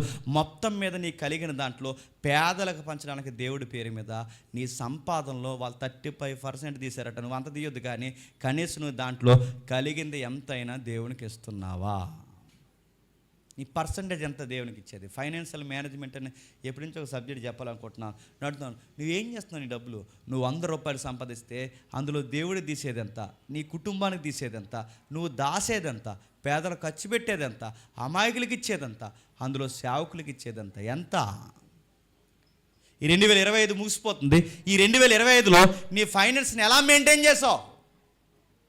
ప్రభు ఏడాది ఇదిగో పేదోళ్ళకి పలానాకి ఇదిగో రోగం ఉన్న వాళ్ళకి ఇంత ఖర్చు చేశాను, ఈ పేదోళ్ళకి ఎంత ఖర్చు చేశాను, దేవుని సేవకి నీ సేవకి ఇదిగో ఎంత ఖర్చు చేశాను, నా కుటుంబ అవసరాలకు ఎంత ఉపయోగించాను, ఇదిగో సేవింగ్స్ భవిష్యత్తు కొరకు నా పిల్లలకి ఎంత దాచాను, ఇది నా బడ్జెట్ లెక్కలు ప్రభా, నీ ఎదురు నేను సరిగ్గానే ఉన్నాను ప్రభా అని నువ్వు చెప్పగలిగే ధైర్యం నీకుందా? 99% నీకు ఉపయోగించుకుంటావు, కనీసం ₹1 ఉపయోగిస్తావా? 99% నీ కోసం ఖర్చు పెడతావు. నీ కళ్ళ ముందు సేవ జరుగుతుంది, అక్కడ ఎన్నో అవసరాలు ఉన్నాయని నీకు తెలుసు. నీ కళ్ళ ముందు పేదలు ఉన్నారు, వాళ్ళకి ఎన్నో అవసరాలు ఉన్నాయని తెలుసు. నీ కళ్ళ ముందు నిరంతరం సేవలో తిరుగుతున్నారు, వాళ్ళకి ఎన్నో అవసరాలు ఉన్నాయని తెలుసు. ఇన్ని నీకు కనబడుతున్నా నీకు చెయ్యాలని అనిపించట్లేదంటే ఇలాగే ఉండు. లేవీలు ఏమయ్యారు? ఇలాగే ఉండు. ఇశ్రాయేలు ఏమయ్యారు? ఇలాగే ఉండి ఏమయ్యారు? మళ్ళీ కథ ఎక్కడికి వచ్చింది చెప్పండి? ఐగుప్తి బానిస బతుకులకు వచ్చింది. పతనమైపోయారు. ఇక ఆ గ్రంథం అలా ముగిసిపోతూ పాత నిబంధన చివరికి వచ్చేసరికి, మలాకి గ్రంథం వచ్చేసరికి ఏం జరుగుతుందో చూడండి. చివరికి త్వరగా ముగిద్దాం. మలాకి గ్రంథము మొదటి అధ్యాయం, మలాకి గ్రంథం మొదటి అధ్యాయం 10వ వచనం. మలాకి గ్రంథం మొదటి అధ్యాయం 10వ వచనం. మీలో ఒకడు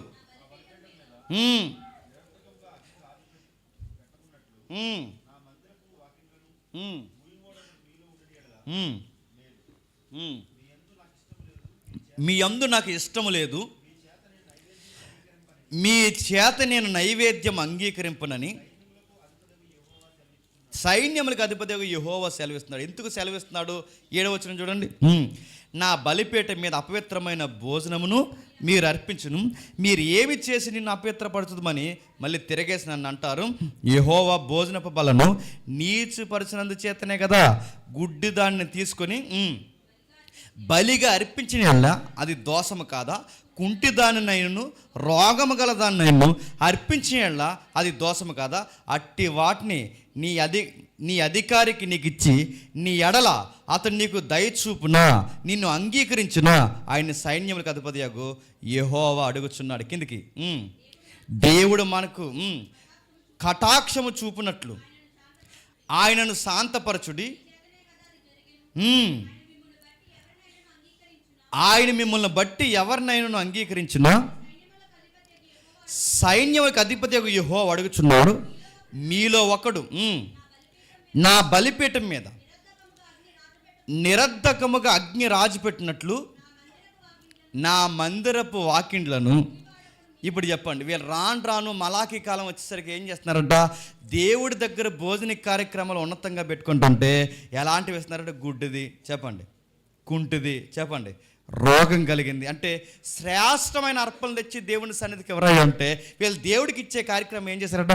ఏదో ఇచ్చారా సేవకే అన్నారట. అంటే చూడండి, చాలామంది కానుకలు వేస్తున్నప్పుడు సిరిగిపోయిన ₹10 చెప్పండి, మిగిలిపోయిన సిల్లరే. అంటే మనకు ఏమని కాదు, నా ఉద్దేశం చెప్తున్నాను, మీకు అర్థమయ్యే కార్యక్రమం చెప్తాను, జాతకం వినండి. ఏమని మన ఉద్దేశం కాదు, దేవుడు అనగానే ఎప్పటికీ ఆ మైండ్ సెట్ మానవులకు ఉందా లేదు చెప్పండి. దేవుని సేవకు ఎవరన్నా ఇస్తాం? బాగా తెలుగుదేరులో ఇస్తామా?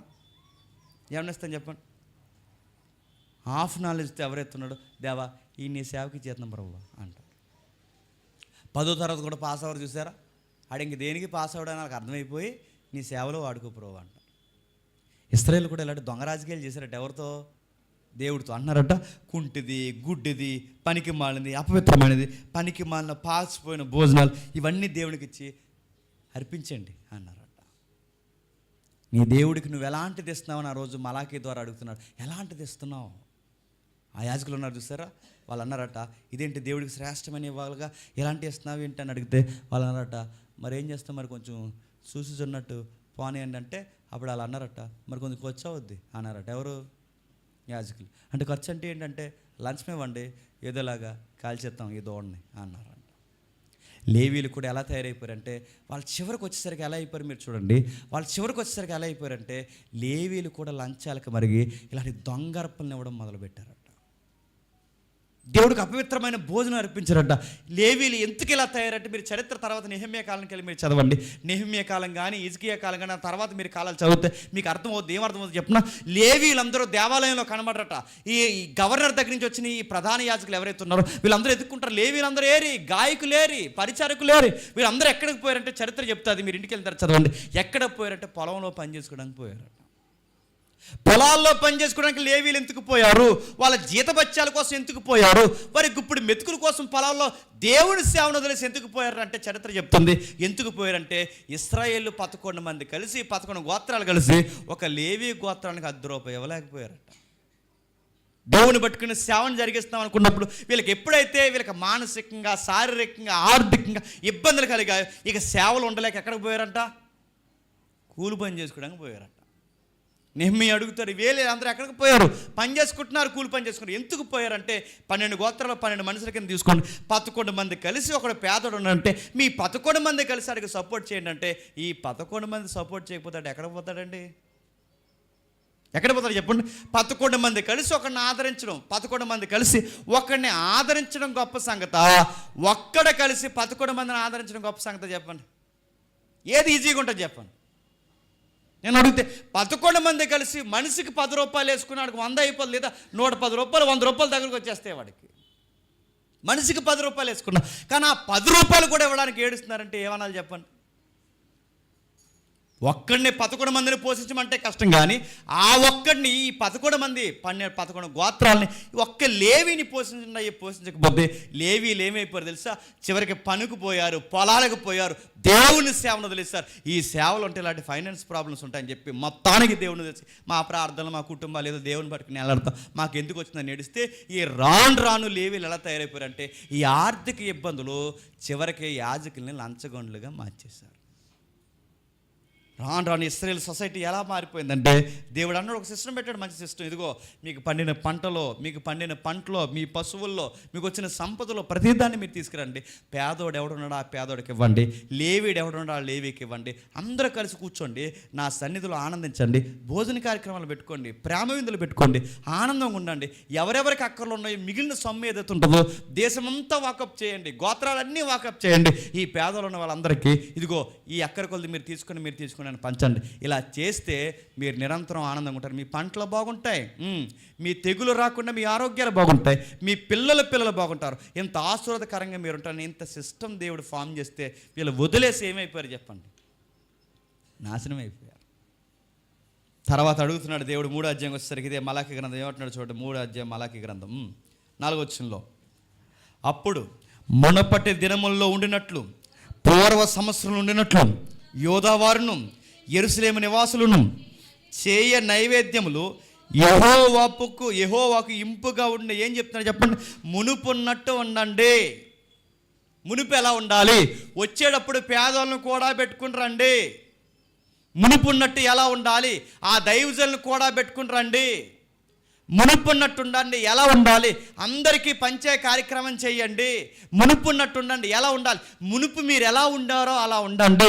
అలా ఉంటే ఏం చేస్తా ప్రభు అంటే 7వ వచనంలో చెప్తున్నాడు చూడండి, నీ పితరుల నాటు నుండి మీరు నా కట్టడలను గైకొనక వాటిని త్రోసివేసితిరి, అయితే మీరు నా తట్టు తిరిగిన ఎడల నేను మీ తట్టు తిరుగుదునని సైన్యానికి అధిపతి యెహోవా సెలవీయగా, మేము దేని విషయంలో తిరుగుదామని అందరూ, మానవుడు దేవుని ఎదుల దొంగలున్నా అయితే మీరు నా ఎదల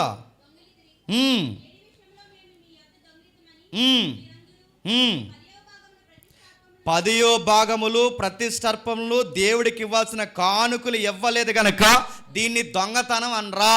నీ కష్టాల చేత నీకు నీ కుటుంబానికే పోషించి ఉండిపోతే నీ పొరుగేడికి గుప్పిడి మెతుకులు పెట్టమని నేను చెప్పినా అది పాటించకపోతే దొంగ బతుకనరా. నీ కనబడిన ప్రతి వస్తువును దోషిస్తే అది దొంగ బతుకనరా. నిన్నేమంటారు? నీకు నువ్వే వండుకుని నీకు నువ్వే కట్టుకుంటే నీ పక్కోడు బాధల్లో ఉన్నాడని కనీసం గుప్పిడి మెతుకులు పెట్టకపోతే దీన్ని ఏమంటారు? ఇది దొంగ బతుకనరా.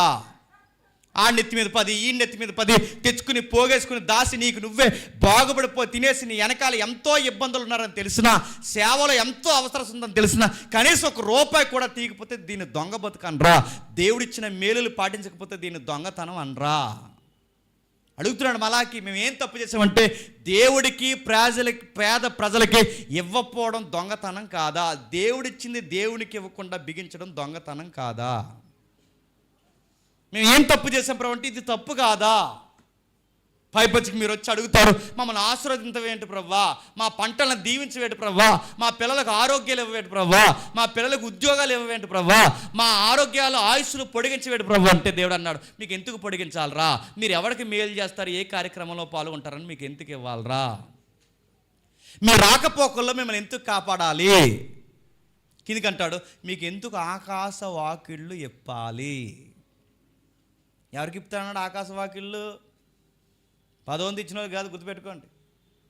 పేదోళ్ళని చూసిన వాళ్ళకి, బాగానండి, దేవుని పరిచర్యకు ఉపయోగపడిన వారికి, అక్కర్లు ఉన్నవారు అక్కర్లు తీర్చిన వారికి, నీ ఇబ్బందులు ఏవైతున్నావో ఎదుటోళ్ళ ఇబ్బందులు గమనించి, ఆ ఇబ్బందులు ఒకప్పుడు నాకు కూడా ఉండేవి, ఇప్పుడు నీకున్న దేవుడు నాకు తీర్చాడు, నీకుండకుండా నేను తీరుస్తాను, ఎవరినైతే గుర్తించి నువ్వు చేస్తావో అప్పుడు దేవుడు కిందకి చెప్తున్నాడు చూడండి, నా మందిరములో ఆహారం ఉండునట్లు 10వ భాగమంతయు మీరు నా మందిరపు సన్నిధిలోనికి తీసుకుని మరలా రండి, దీన్ని చేసి అప్పుడు నన్ను పరీక్షించండి, నేను ఆకాశ వాకిండ్లు ఇప్పి పట్టజాలంత విస్తారమైన దీవెనలను కుమ్మరించుదనని సైన్యములకు అధిపతియగు యెహోవా సెలవిచ్చుచున్నాడు. మీ పంటను తినివేయి పురుగులను నేను గద్దించదును, అవి మీ భూపంటను నాశనము చేయవు, మీ ద్రాక్ష చెట్లు అకాలపు ఫలములో రాల్పకుండునట్లు సైన్యములకు అధిపతియగు యెహోవా సెలవిచ్చుచున్నాడు. అప్పుడు ఆనందకరమైన దేశంలో మీరు నివసింతురు, అన్యులందరూ మిమ్మల్ని ధన్యులందరూ, సైన్యములకు అధిపతియగు యెహోవా సెలవిచ్చు. ఇప్పుడు చెప్పండి, నీ ఉద్యోగంలో ఫలభరితంగా నీ జీతం నీకు ఆశీర్వాదకరంగా ఉండాలి అంటే నువ్వేం చేయాలంటున్నాడు చెప్పండి దేవుడు. ఆయన సన్నిధికి రా, నీ కష్టార్జితంలో ఇవ్వాల్సింది ఇవ్వు, పేదోళ్ళకి పంచాల్సింది పంచు, దేవుని సేవకి ఇవ్వాల్సింది ఇవ్వి. సేవడికి ఇచ్చినప్పుడు గుసగుసలు మాండం మానేసి సేవలు ఉపయోగిస్తున్నారన్న సంగతి కాస్తంత కష్టార్జితం ఉపయోగించడం స్టార్ట్ చేయి. అప్పుడు దేవుడు ఏం చేస్తాడు చెప్పిన, నువ్వు వ్యవసాయం చేసేవాడు అయితే నీకు తగిన దిగుబడి ఇస్తాడట. ఆకాశ వాకిని ఇప్పడం చాలామంది అన్నారు, తెల్లారిసరికి దేవుడు ఆకాశ వాకిని ఇప్పుతున్నాడు, కొత్త బ్యాగులు కొనుక్కోండి అన్నాడు. బ్యాగులు నడుతున్నాను, ఆకాశం నుంచి ఏం పడుతుందండి? గట్టి పడితే మంచు పడుతుంది చెప్పండి, లేకపోతే వర్షం పడుతుంది, వజ్రాలు పడవు. ఆకాశ వాకిళ్ళు ఇప్పడం అంటే నువ్వు ఎంప్లాయ్ అయితే నీ ఎంప్లాయ్ లైఫ్ని దేవుడు బ్లెస్ చేస్తాడు. నువ్వు వ్యవసాయదాయకుడి ఫార్మర్ అయితే నీ వ్యవసాయాన్ని దీవిస్తాడు. నువ్వు ఏ పని చేస్తే ఆ పనిని దీవిస్తాడు. నీ అకాలపు పంట, ఆ పంట పొలంలో ఉన్న కాయలు రాలకుండా ఉండడానికి ఆ చెట్టు కూడా తగిన సారాన్ని ఇస్తాడు. అంటే నువ్వు ఫైనాన్షియల్గా డెవలప్ అవ్వాలంటే సూత్రం ఒకటి గుర్తుపెట్టుకో, నీకు నువ్వే దాసుకోకు, నీడేముందో చూడు. ఇప్పుడు మనకు సవాలు ఇస్తున్నాను, లేదా మనకి సందర్భం నుంచి నేను ఇస్తున్నాను, మన సందర్భాల నుంచి ఒకసారి దీన్ని పరీక్షించుకుందాం. ఇది క్రొత్త నిబంధన కూడా ఉందంటే ఈ ప్యాటర్నే క్రొత్త నిబంధనకు ఉంది కాదా? ఇదే ప్యాటర్న్ కొత్త నిబంధన ఉంది. ఆ రోజు యాజకుల దగ్గర తెచ్చారు ఎవరు? 11 గోత్రాల వాళ్ళు కలిసి. క్రొత్త నిబంధనకు వచ్చేసరికి ఏం చేశారు చెప్పండి? చరాస్తులు అమ్మి చెప్పండి అపోస్తులు పాదాల యొద్ద పెడితే వాళ్ళు దేవుని కార్యక్రమానికి ఎంత ఉపయోగించాలి, పేదలకు ఎంత ఉపయోగించాలి, ఏ కార్యక్రమానికి ఎంత ఉపయోగించాలని క్రొత్త నిబంధనలో కూడా అది కొనసాగిందా లేదా? పాత నిబంధనలో 10వ వంతు, క్రొత్త నిబంధనలో 10వ వంతు కాదు చెప్పండి. నీ మనసుకు కలిగినంత ఇవ్వాలి. ఇచ్చేసి అనవసరంగా 10,000 ఇష్టంలో ఉంది, మళ్ళీ సుధాకర్ ఫోన్ చేసి మా నాన్నగారు బండి మీద పడిపోయారు అని మళ్ళీ ఒక 5,000 తర్వాత ఇస్తానని ఎదవేసాలు వేసాను అనుకో. మళ్ళీ చెప్తున్నాను, ఇచ్చేది మనస్ఫూర్తిగా దేవుడికి ఇచ్చావు మర్చిపో, దేవుడికి చేస్తే మర్చిపో. మనిషికి ఇస్తే మనిషి వలన మోసపోయినట్టు చరిత్రలో ఉంది, కానీ దేవుడికి ఇచ్చి నష్టపోయిన వాడు ఎవడు లేడండి. నువ్వెంత ఇస్తావు ఇవి, నేను మళ్ళీ చెప్తున్నాను. నీ పంట ఇస్తావా, నీ కష్టం ఇస్తావా, నీ శారీరక శ్రమ ఇస్తావా, ఏదన్నా ఇవి. సెమినార్కి వచ్చి ఏం చేస్తారు? ఆ రోజు వాళ్ళందరూ కలిసి దేవుని సందులో కూర్చుని భోజనాలు పెట్టుకుని చెప్పండి, దేవుని సందులో ఆనందించి పేద బడుగు బలహీన వర్గాలని తేడా లేకుండా, స్త్రీ పురుషులని తారతమ్యాలు లేకుండా దేవుని సన్నిధిలో బలం పొందారంట. ఈ స్కెల్టన్ మీకు అర్థమైతే నేను చెప్తున్నాను. ఎక్కడ 2-3 ఆయన నామాన్ని కూడుకుంటారో చెప్పండి, ఆయన సన్నిధి. 3,000 మంది 4,000 మంది మనందరూ అక్కడ కూడుకొని ఏం చేస్తామనంటే చెప్పండి, వారం రోజులు అందరం కలిసి చెప్పండి చక్కటి వంట వండుకుంటాం. అన్నిటికన్నా ఇంకేం చేస్తాం చెప్పండి, మంచి ఆత్మీయ ఆహారాన్ని వడ్డిస్తాం. ఇంకా ఏం చేస్తాం చెప్పండి? ఎవరికి అక్కర లేకుండా బాగా వినండి, వారి అక్కర కొలది చెప్పండి సమానంగా మనం ఉంటాం. సెమినార్లో మీరు వచ్చిన తర్వాత వీళ్ళు డబ్బులు ఉన్నవాళ్ళండి, వీళ్ళు డబ్బులు లేని వాళ్ళండి, వీళ్ళు పేదోళ్ళండి, వీళ్ళు పేదోళ్ళు కాదండి, వీళ్ళు ఐశ్వర్యవంతులండి, వీళ్ళు చిన్నోళ్ళండి, ఏమైనా అక్కడ తారతమ్యాలు కనబడతాయా? అందరూ ఆ బాధల్లోనే వెళ్తాను, అందరూ అక్కడే పడుకోవాలి గదిలో, అందరూ సమానమే. గుర్తుపెట్టుకోండి.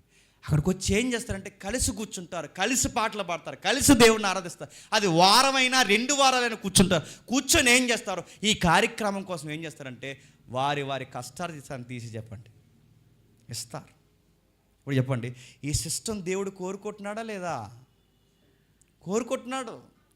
దేవుడికి ఈ విధి విధానాలు, ఈ ఆలోచనలు ఉన్నాయా లేదా? ఉన్నాయి.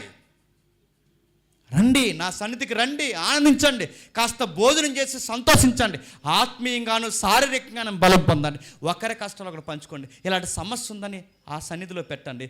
అందరూ మీ కొరకు కలిసి ప్రార్థన చేస్తారు. ఇంకా సమస్య అయితే తలొకరు చేయేస్తారు. నీ కష్టమైతే ఇదిగోరా 12 మందిలో నువ్వు బాధగా ఉన్నావురా, 11 మంది నీకు సాయం చేస్తున్నావు అనండి. తీరిన కష్టం ఏదైనా ఉంటే అక్కడ మాట్లాడుకుంటాం, తీరిన వేదన ఏమైనా ఉంటే అక్కడ మాట్లాడుకుంటాం. అన్నిటికన్నా ముఖ్యంగా వాక్యంలో బలపడతాం, అందరూ సమానంగా ఉంటాం, ప్రేమలో బలపడతాం. ఏడాదంతా గాలి తిరిగిన మనం ఏడాదంతటికి సరిపోయే ఆత్మీయ ఆహారాన్ని చెప్పండి బలంగా తీసుకుంటాం. సెమినార్స్ ఎందుకంటే మన సామ్రాజ్యాలు విస్తరింప చేసుకోవడం కాదు. చెప్పండి, నన్ను అడిగితే సెమినార్ మానేస్తేనే డబ్బులు ఎక్కువ ఉంటాయి మా దగ్గర, తెలుసా? సెమినార్ చేసి మిగిలేదు ఏమీ లేదు. నేను అడుగుతున్నాను, ఏడాదికి 15 లక్షలు, 16 లక్షలు అవుద్ది. మానేస్తే ఏడాదికి 16 లక్షలు మిగిలితే ఏమవుతుంది చెప్పండి? ఎంత ట్రెజరీ మెయింటైన్ చేసి నేను అడుగుతున్నాను. ఈ డబ్బులు దాయట్లేదు, అలా గిర్రని సంవత్సరం తెలిసారు మొత్తం అయిపోతాయి. లాస్ట్ ఇయర్ మిగిలిన కొన్ని డబ్బులు నా దగ్గర ఉన్నాయి, ఇంకా ఉన్నాయి. దాని సైడ్ డబ్బుల్లోకి పెట్టాలనుకున్నా ఇంకా నా డబ్బులు ఉన్నాయి, ఇంకా సైడ్కి ఇంకా రిజిస్టర్ అవ్వలేదు, ఆ డబ్బులు కూడా ఉన్నాయి. దేవుని విషయంలో ఆ ధనాన్ని దేనికి ఉపయోగించాలంటే దేవుడు పెడుతున్నాడు. మీ కుటుంబాలు బాగుండాలన్నా, మీరు ఆరోగ్యాలతో ఉండాలన్నా, మీ పిల్లల ఆరోగ్యంతో బలపడాలన్నా దేవుడికి ఇస్తున్న డబ్బుతో జాగ్రత్త. దేవుడు నీకు ఇస్తున్న డబ్బుతో జాగ్రత్త. దేవుడు నీకు ఇచ్చిన కష్టార్జితంతో జాగ్రత్త. దేవుడికి ఎంత ఇస్తున్నావు, పేదోళ్ళకి ఎంత ఇస్తున్నావు, సేవకి ఎంత ఇస్తున్నావు, ఇదంతా విన్న తర్వాత అలాగే చెప్తారులేండి అని అనుకుని ఇక్కడ ఎవడైనా అనుకుంటే మళ్ళీ చెప్తున్నాను, నెక్స్ట్ సెమినార్కి నువ్వు ఎలాగుంటావు నేను చెప్తాను, పులిపెట్టి ముందు రాసి పెట్టుకో. నీకు ఎంత ఒళ్ళు బలిసిపోయిందంటే నేను సీరియస్గా చెప్తాను, నీకు ఎంత ఒళ్ళు బలిసిపోయిందంటే నేను సీరియస్గా చెప్తున్నాను, పొరుగోడికి గుప్పడి మెతుకులు పెట్టాలనుకోండి నీకు అనిపించట్లేదంటే దేవుడు నిన్ను అనవసరంగా దీవించాను అనుకుంటే ఏమైపోతావు? దేవుని కార్యక్రమంలో పొరుగోడికి కనీసం ఒక గుప్పడి మెతుకులు ఈ వారమైనా 2 వారాలు ఏదో ఒక సహాయం, నా కష్టార్జిత ఇదిగో నాకు చాలా ఉంది తీసుకోండి అని నువ్వు అనలేకపోతున్నావు అంటే వాళ్ళు అలాగే చెప్తారు. ఇగో కుంటిదాన్నో గుడ్డిదాన్నో మిగిలిన ఏదో పట్టుకెళ్ళి ఈ 10 రూపాయలు 20 రూపాయలు లేదా ఈ చిల్లర కాయిన్స్ ఏవైతున్నావు తీసుకొని దేవుని సేవ చేయండి అని అంటే నడుతున్నాను.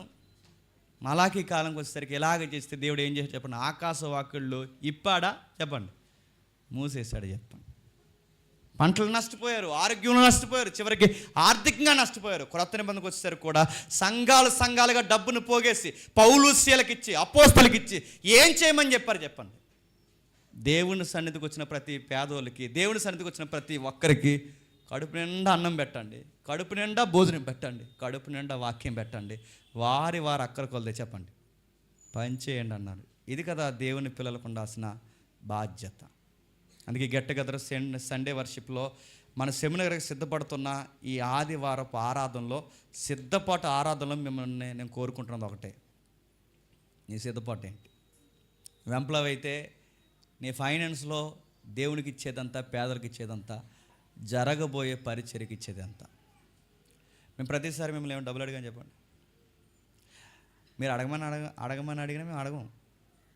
ఎందుకంటే మా కాన్షియస్ పనిచేస్తుంది, దేవుడు మాకు జడ్జిమెంట్ పెట్టాడు. అత్యంత అవసరం ఉంటే తప్ప, మోయలేని కార్యక్రమం ఉంటే తప్ప, ఏడాదికి ఒక్కసారి ఇక్కడ నిలబడి అడగడం తప్ప ఇంకెప్పుడైనా మేము డబ్బులు అడిగామా? సంఘ కార్యక్రమాల్లో సాంప్రదాయంగా వస్తున్నది ఆదివారం కానుకలు పడతారు కనుక సాంప్రదాయంగా కానుకలు పట్టడమే తప్ప ఎప్పుడైనా కానీ మీరు కానుకలు తక్కువ వేస్తున్నారు, ఎక్కువ వేయండి, క్యూఆర్ కోడ్లు కూడా అక్కడే పెడుతున్నాం చూసుకోండి అన్నామా? మనం అలా అనలేం. మీరు ఇచ్చినా ఇవ్వకపోయినా జరగాల్సిన కార్యక్రమం చెప్పండి, జరిగిపోతుంది.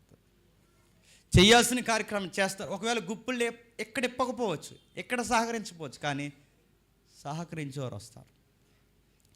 నిన్న డాక్టర్ గారు సునీల్ తమ్ముడు నాతో ఉన్నారు. మేము కాకినాడ మీటింగ్ వస్తున్నాం, జిఎస్ఎల్లో మెడికల్ కాలేజీలో. క్రిస్మస్ అయిపోయింది, అక్కడి నుంచి మేము మీటింగ్ చూసుకుని వస్తున్నాం. మన చుట్టూ ఉన్న వాళ్ళకి బాధ్యత ఉంటుంది లేదు నాకు తెలియదు, కానీ ఎక్కడో హైదరాబాద్లో ఉన్న ఒక డాక్టర్ ఫోన్ చేసి బాధపడుతూ ఎమోషన్ అయిపోతూ, నువ్వు ఎంగేజ్లో ఉన్నప్పటి నుంచి నీ మెసేజ్లు వింటున్నావు, మీ సంఘ కార్యక్రమాలు వింటున్నాను, అన్నీ వింటున్నాను నాన్న, ప్రతీది వింటున్నాను. నేను బిజీగా ఇదిగో ఈ హాస్పిటల్లో డ్యూటీ మీద ఉండిపోతాను. నాకు ఎలా ఉంటుంది చెప్పనా, వచ్చేసి మీతో కూర్చొని సేవలో తిరిగి, ప్రతిరోజు సేవలో తిరుగుతూ మీతో పాటు దేవుని సన్నిధిలో భోజనాలు చేస్తూ ఆనందంగా గడిపేసి ఇక చివరి కాలాన్ని అలా ముగించేయాలనిపిస్తుంది నాన్న అంటుంది ఆవిడ. ఆ డాక్టర్ ఎంగేజ్లో ఉంది ఇంకా ఆవిడ. ఏం చేయమంటారు చెప్పండి? మీ పరిచర్యలో మమ్మల్ని ఏం చేయమంటారు చెప్పండి? నాన్న ఇదిగో నాకు తమ్ముడు లేడు, నువ్వు నాకు సొంత తమ్ముడివి, నీకోసం నేను ప్రార్థన చేస్తాను. అక్క నాకు పలానా టైంలో ఈ అవసరం ఉందని నాకు ఫోన్ చేయి, నీకు ఏం చేయాలో నా శక్తికి మించి నేను దేవుడి ఇచ్చిన కాడికి నేను చేస్తాను, నువ్వేం చేయమంటే చెప్పు, మీ పరిచర్యలో ఏం చేయడానికైనా చెప్పండి. వాడు డాక్టర్ అంటుంది. రీసెంట్గా ఆమె భర్త చనిపోయాడు, వాళ్ళ ప్రాపర్టీ బాగుంది, అన్నీ బాగున్నాయి, వాళ్ళకి మంచి అపార్ట్మెంట్లు ఉన్నాయి, అన్నీ బాగున్నాయి. అడుగుతున్నాను, అన్నీ బాగున్నా వాళ్ళ మనసు ఎక్కడ లాగుతుంది చెప్పండి? సేవ చేయాలి, సేవ చేయాలి. బాధడు చెప్పనా, లేను లేక ఏడిసాడట చెప్పండి. వాళ్ళకి సేవ ఉంటే బాగుందని వాళ్ళు బాధపడుతున్నారు, మనకు సేవ ఉంటే చెప్పండి ఎప్పుడు వదిలేస్తాడు ఈ జేమ్స్ గడ వెళ్ళిపోతామని మీరు చూస్తున్నారు. వాళ్ళకి సేవ ఉంటే ఇదిగో ఈ పని చేస్తాం, మేము గిన్నెలు కడుగుతాం, మేము బరకాలు ఎత్తుతాం, ఏదో చేస్తాం, మా వైద్య వృద్ధులు పక్కన పెడతాం. ఎంతమంది సిఆర్పి ఢిల్లీ నుంచి అలాంటి జవాన్స్ కూడా, బ్రదర్ మాకు ఆ రోజు సెలవులు దొరకలేదు ప్రార్థన చేయండి. సాఫ్ట్వేర్ ఎంప్లాయీస్ ఎవరో బెంగళూరు నుంచి ఫోన్ చేస్తారు, బ్రదర్ మేము ఎంప్లాయీస్ ఫస్ట్ టైం సెమినార్కి వస్తున్నాం, ప్రతి సెమినార్ మేము లైవ్లో చూస్తున్నాం, ఈ సెమినార్ ఎట్టా అయినా సరే మేము పాల్గొన్నాం, మేము కార్యక్రమాలు అన్నీ మా జాబ్లో ఉన్న లీవ్స్ అన్నీ మానుకుని ఏడాదంతా సెలవులు దాచుకుని వస్తున్నాం, కనీసం మాకు ఆ పొయ్యిల దగ్గర నిప్పులు ఎత్తే పని అయినా మాకు ఏమన్నా అంటున్నారు వాళ్ళు. మనమేమంటాం చెప్పినా, అన్ని పనులు వదిలేసి మాకు గిన్నెలు గడిగే పని ఇచ్చారు మీరు అంటున్నారు. మనకి బయట వాళ్ళకేమో ఒకలాగా అర్థమవుతుంది సేవ చెప్పండి, మన వాళ్ళకేమో చెప్పండి ఒకలాగా అర్థమవుతుంది. నువ్వేం చేస్తున్నావు? చెన్నై నుంచి లాస్ట్ ఇయర్ పంపించారు, చెన్నై నుంచి ఎక్సైజ్ డిపార్ట్మెంట్ ఎయిర్పోర్ట్ నుంచి. వాళ్ళు ఎవరినో నేను భౌతికంగా చూడలేదు, వాళ్ళు ఎవరో కూడా నాకు తెలియదు. ఆరో సెమినార్ జరుగుతుందంటే 1 లక్ష ముందు పంపించారు, 2 లక్షల ముందు పంపించారు, 3 లక్షలు ఒకసారి పంపించారు. మీరు ఎవరు అన్నంటే నేను ఎయిర్పోర్ట్లో పనిచేస్తాను కస్టమ్ డిపార్ట్మెంట్లో, మీరు ఉన్నతంగా చేస్తున్నారు, చేయండి బ్రదరు అన్నారు. ఆ తమ్ముడు ఎవరు ఉంటారు, సరిగ్గా సెమినార్ టైంకి వస్తాడు ఫోన్పేలోకి, ఆ పేరు తెలదు, ఆ ఊరు తెలదు, అది ఫోన్పేలోనే కనబడుతుంది. ఎవరో ఒకసారి నాకు మెసేజ్ చేయరు తమ్ముడు అంటే అస్సలు చేయడు. ఒకే ఒక మాట అడుగుతాడు, ఆ ఫోన్పేలో అడుగుతాడు స్టార్టింగ్ చేస్తా, అన్న 1 డేకి ఎంత అవుతుంది అన్న అని అడిగాడు.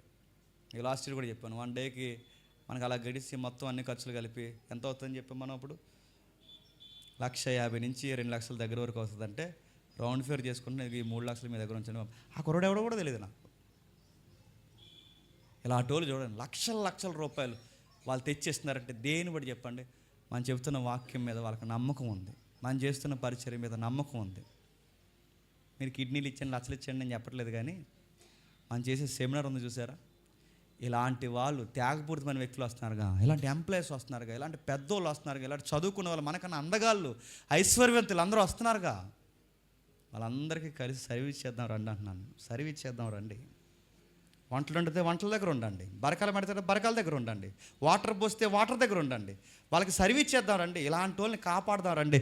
వాళ్ళకి డబ్బులు లేక కాదు, వాళ్ళకి ఎంజాయ్మెంట్ దొరకాలి, వాళ్ళకి సిటీ లైఫ్ తెలియక కాదు, వాళ్ళకి అన్నిటికన్నా గొప్పగా ఏమనిపిస్తుంది చెప్పిన, దేవుళ్ళో 4 రోజులు గడపాలనిపిస్తుంది వాళ్ళకి. అందుకు వస్తున్నారు వాళ్ళు, వాళ్ళకి సేవ చేద్దాం రండి అని పిలుస్తున్నాను.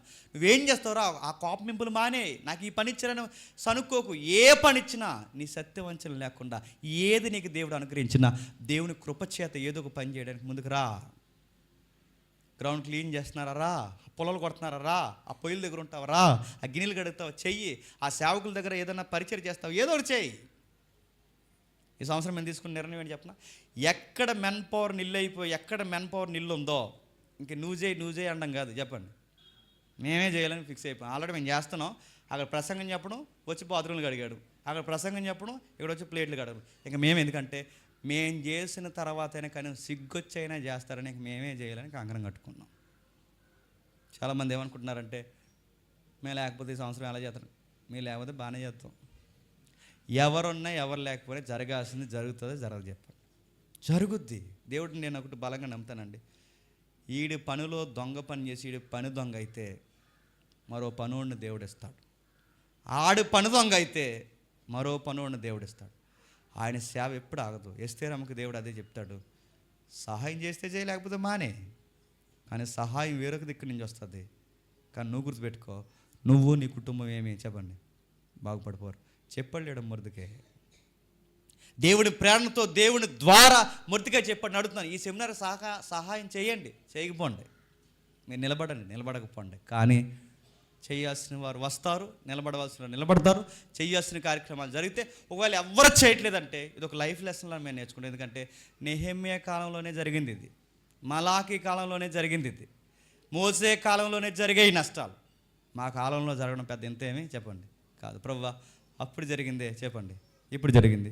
నీ ఆజ్ఞలు పాటించిన ప్రజలు చెప్పండి మానేశారు ప్రభు అని మేము మళ్ళీ ప్రార్థన చేసుకుని మేము చేయాల్సిన పనిని మేము చేస్తాం. కానీ గుర్తుపెట్టుకోండి, మనకు పండాల్సిన పంటలైనా, రావాల్సిన రాయితీలైనా, మన పిల్లల భవిష్యత్తు అయినా ఏదైనా బాగుండాలంటే నీవు దేవుడు నీకు ఇచ్చిన కష్టార్జితంలో, దేవుడికి ఇచ్చిన నీకు శక్తిలో, నీ యొక్క శారీరక మానసిక బలంలో, ఈ పరిచర్యలో నీ పాత్ర ఏంటో ఒకసారి చెక్ చేసుకోండి. లేదని మేము జస్ట్ ప్రసంగాలు వినడానికి వస్తామంటే ప్రసంగాలు వినండి. మేము పని చేయడానికి వస్తామంటే పని కూడా చేయండి. ఏది చేయాలో దానికి మీరు ప్రిపేర్ అవ్వండి. దానికి సంబంధించిన డిపార్ట్మెంట్స్ని తమ్ముడు చదువుతాడు, దాని నుంచి మేము ఈ పనిలో ఉంటామని ఎవరైతే మీరు నిర్ణయం పడతారో వాళ్ళందరూ ముందుకు రండి. అన్నిటికన్నా ముఖ్యంగా దీనికి కావాల్సిన ఫైనాన్స్కి సంబంధించిన కొన్ని విషయాలు నేను చెప్తాను. నా తల్లి ఎవరో మొన్న కువైట్ నుంచి ఫోన్ చేసింది. అందుకుముందు తమ్ముడు ఎవరో ఇన్స్టాలో కూడా డబ్బులు వస్తాయంటే నాకు తెలియదు. ఇన్స్టాలో కూడా డబ్బులు వస్తాయి, యూట్యూబ్కి వచ్చినట్టు వస్తాయా? ఆ ఇన్స్టాలో పేజ్ అయితే పెట్టాడు ఆ తమ్ముడు, స్క్రీన్ షాట్ నా దగ్గర ఉంది. ఆ ఇన్స్టా పేజ్లో ఎప్పటి నుంచో వీడియోలు పెడుతున్నాడట. అందులో వచ్చిన డబ్బులు సెమినార్ పాంప్లెట్ ఇలా విడుదల చేసిన వెంటనే మొట్టమొదటిగా మనీ పంపించింది తన ఇన్స్టాలో వచ్చిన నీ వీడియోస్ పెడితే వచ్చిన డబ్బులు అని చెప్పి ఆ డబ్బులు మొట్టమొదటిసారిగా సెమినార్ వరకు డబ్బులు పంపించాడు. రెండవది ఆవిడెవరు ఉందా తల్లి, ఆవిడ పేరు ఏదో పేరు ఉంది, ఆవిడ పేరు చెప్తాను, నేను ఇవన్నీ తర్వాత రాసుకుని చెప్తాను. ఏదో పని చేస్తుంది, తనకు రూపాయి దాచింది, ఈయన డబ్బులు పట్టుకుని వెళ్ళింది. ఆ దేనార్లు ఉంటాయిగా, ఆ డబ్బులు పట్టుకుని వెళ్ళింది, ఆ బ్యాంకులో నిలబడింది. ఎంతో వేసాను అన్న, అది ఎంతో నాకు ఫిగర్ తెలియట్లేదు, ఒకసారి చెప్పినాను అంటే ఎంత అంటే నేను లెక్క పెడితే అందులో వచ్చింది 36,900 రూపాయలు. అక్కడికి వెళ్ళి విదేశాల్లో పని చేసుకున్న ఒక తల్లి వేసింది.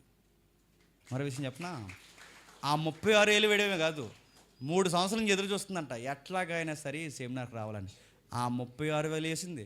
ఇప్పుడు నేను ఎయిర్పోర్ట్ ఎక్కడెక్కాలి, అదే ఫ్లైట్ ఎక్కడెక్కాలి, రాజమండ్రి డైరెక్ట్ ఫ్లైట్ ఉంటుందా, నేను ఎక్కడ దిగాలి, నాకు ఫ్లైట్లు ఎలా ఎక్కాలో ఎలా దిగాలో నాకు తెలియదు, ఈ సేకులతో నేను మాట్లాడుతున్నాను, నేను రాజమండ్రి సెమినార్ రావడానికి నాకు టికెట్ తీయమని మా యజమాని నేను బతుకులాడుకున్నాను, ఇప్పుడు ఈ పని అంతా మానేసి ఈ డబ్బులు మీకు ఇచ్చి ఈ సెమినార్ వరకు నేను వస్తున్నానని అక్కడి నుంచి ఎక్కడి నుంచి దుబాయ్ నుంచి వస్తుంది ఎక్కడికి సెమినార్కి. నువ్వు ఉండూరు నుంచి రావు, నువ్వు సామలకట్ట నుంచి రావు, యాండ్లపాలెం నుంచి రావు, నువ్వు దుబాయ్ నుంచి వస్తున్నారు, బెంగళూరు నుంచి వస్తున్నారు, ఎక్కడి నుంచి వస్తున్నారు చూడండి, వాళ్ళ త్యాగాలు ఇచ్చి మరి వచ్చి ఇక్కడ పని చేయడానికి వస్తున్నారు.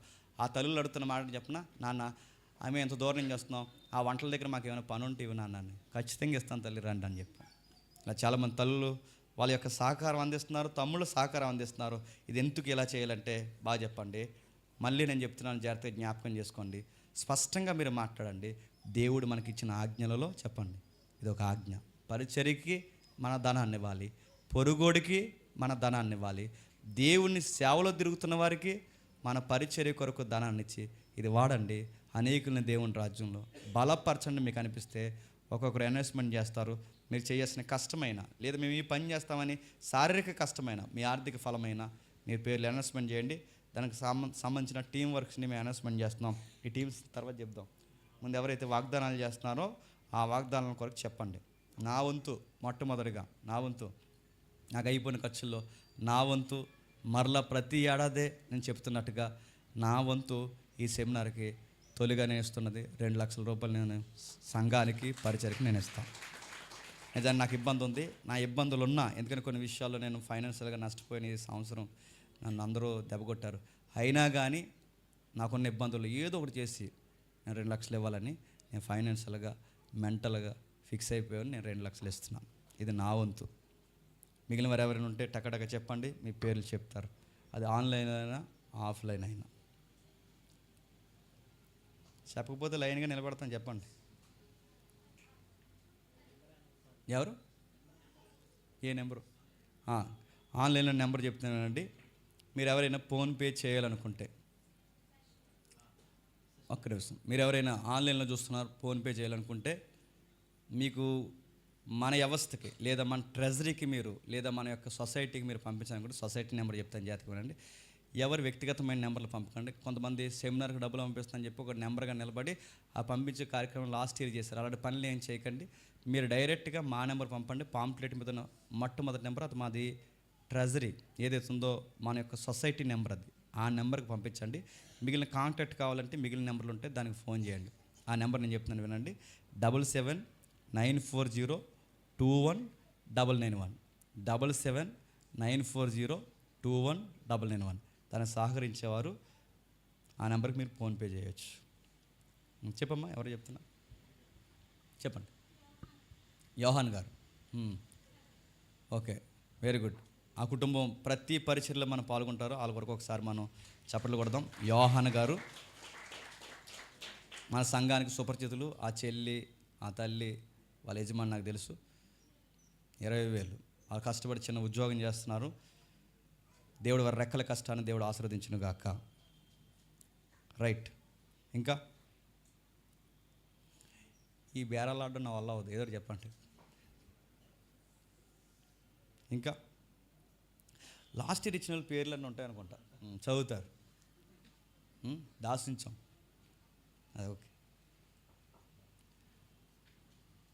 చదువుతాం. మైక్ తీసుకో. వెంకట్ గారు, ఓకే, 10,000. ఓకే, వెంకట్ గారు 10,000, కాకినాడ సంఘం. ఎలాగే ఎవరు కనీసం ఇచ్చిన వాళ్ళు కొట్టాను. రెండు. ఇంకా సుధాకరు 10,000. సుధాకరు ఇబ్బందులు ఉన్నాను. చెప్పండి. ఇంకా చెప్పండి. తమ్ముడు పేరు చెప్పు. ఎంత? 5,000. తమ్ముడు పేరు కొట్టండి. సప్పట్లో కూడా వచ్చైపోతాయి అనుకుంటున్నారా? నెక్స్ట్. ఇంకా అరుణ గారు చెప్పండి. 20. Okay, right. చెప్పండి.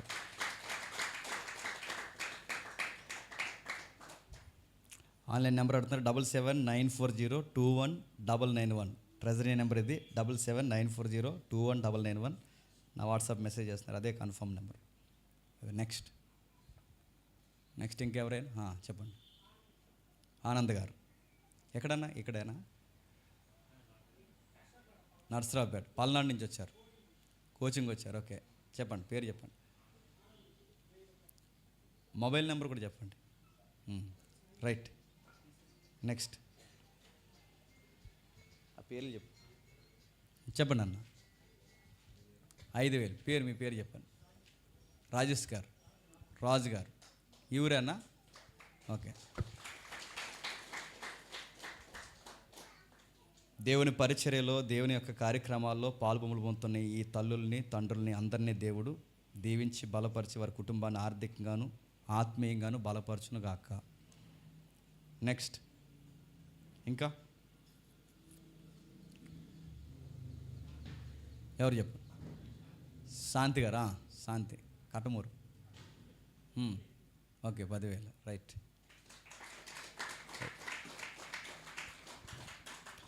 చూస్తున్నా, కొన్ని ముఖాలు చూస్తున్నా, అన్నీ చూస్తున్నా, ఏం మాట్లాడలేదని కూడా చూస్తున్నా. చెప్పండి. 6,000. వెరీ గుడ్ అమ్మా, వెరీ గుడ్. ప్రభా.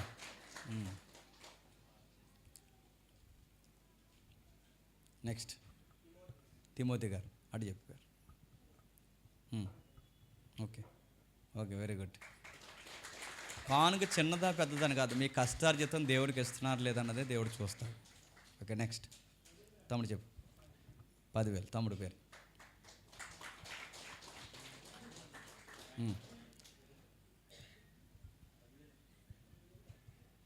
ఓకే, రాశారా? మీ కాంటాక్ట్ నెంబర్లు ఇవ్వండి. బ్రదర్ ఎవరో పేరు చెప్తున్నారు. డేవిడ్ గారు, ఎక్కడన్నా? కాకినాడే. Okay, right. ఎంత తమ్ముడు? ఏది వింటున్నారు? 10. Okay, right. రైట్. సిస్టర్ గారు చెప్తున్నారు చూడు. ప్రసాద్ గారు తమ్ముడు వెనక్కి చూడు. ఇక్కడ ఈ ప్రసాద్ గారు.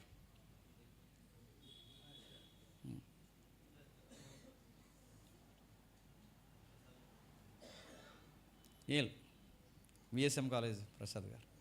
ఓకే, రాశారు లేదు, మీరు ఏదో నాకు సైగ చేయండి. రైట్. ఇంకా సుశీల గారు దుబాయ్ నుంచి 10,000 ఆన్లైన్లో చూసి స్పందించిన తల్లిగారు, స్వదేశంలో ఉన్న వారి కుటుంబాన్ని, విదేశంలో ఉన్న వారి రెక్కల కష్టాన్ని దేవుడు దీవించును గాక. కేకే రావు గారు. ఓకే ఓకే, కేకే రావు గారు 10,000.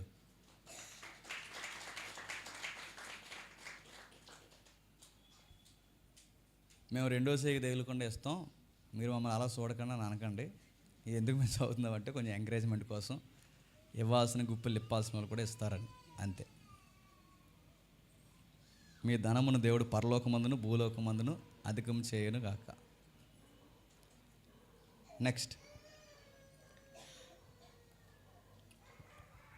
ఇంకా చెప్తే అరగంటలో వెళ్ళిపోతారు, చెప్పకపోతే అరగంటలోనే వెళ్ళిపోతారు. చెప్పండి. వదిలితే లేదని పిల్లల్ని గిలేస్తున్నారా? చెప్పండి. ఇంకా ప్రత్యక్షంగా పరోక్షంగా ఇంకా స్పందించే వాళ్ళు ఎవరైనా ఉంటాయి. మన సంఘం మళ్ళీ చెప్తున్నానంటే, మీరు సీరియస్గా అనుకుంటారో, నేను కామెడీ చేస్తున్నాను అనుకుంటారో, ఏమనుకుంటారో తెలియదు, కానీ బయట వారు స్పందించకపోయినా మన సంఘం స్పందించాలి, గుర్తుపెట్టండి. తమ్ముడు చెప్పండి. 10,000. వెరీ గుడ్ తమ్ముడు పేరు రా. మీ టీం అందరూ కలిసి పెద్ద బిగ్ షాట్లు మీరందరూ కలిసి ఇవ్వండి. నెక్స్ట్ ఇంకా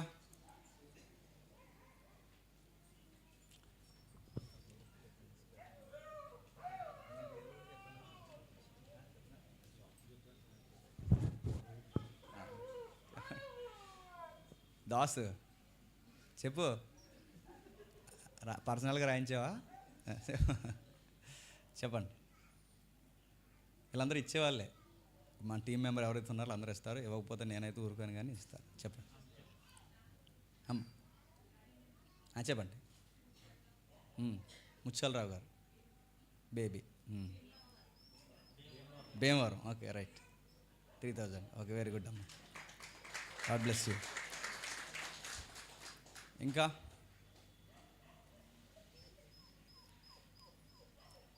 ఇది జేమ్స్ గారి పెళ్ళి కాదు, మళ్ళీ చెప్తున్నా, ఇది సార్వత్రికంగా జరుగుతున్న సెమినార్. దేవుడి గుప్పులు ఇప్పిన సంవత్సరాలు మేము చేస్తాం, సంఘం సహకరించిన రోజులు మేము చేస్తాం, మాకు ఓపిక ఉన్నంతకాలం మేము చేస్తాం. ఇక లేదు మా వల్ల అవ్వట్లేదు అన్నప్పుడు ఖచ్చితంగా ఆ సంవత్సరం మేము ఆగిపోతాం. అది ఈ సంవత్సరం కాకూడదని నేను కోరుకుంటున్నాను. దయచేసి సహకరించండి. నెక్స్ట్ తమ్ముడు, తిరుపతి కదా? Okay right. అది ఓకే రైట్. చప్పట్లు కొట్టండి.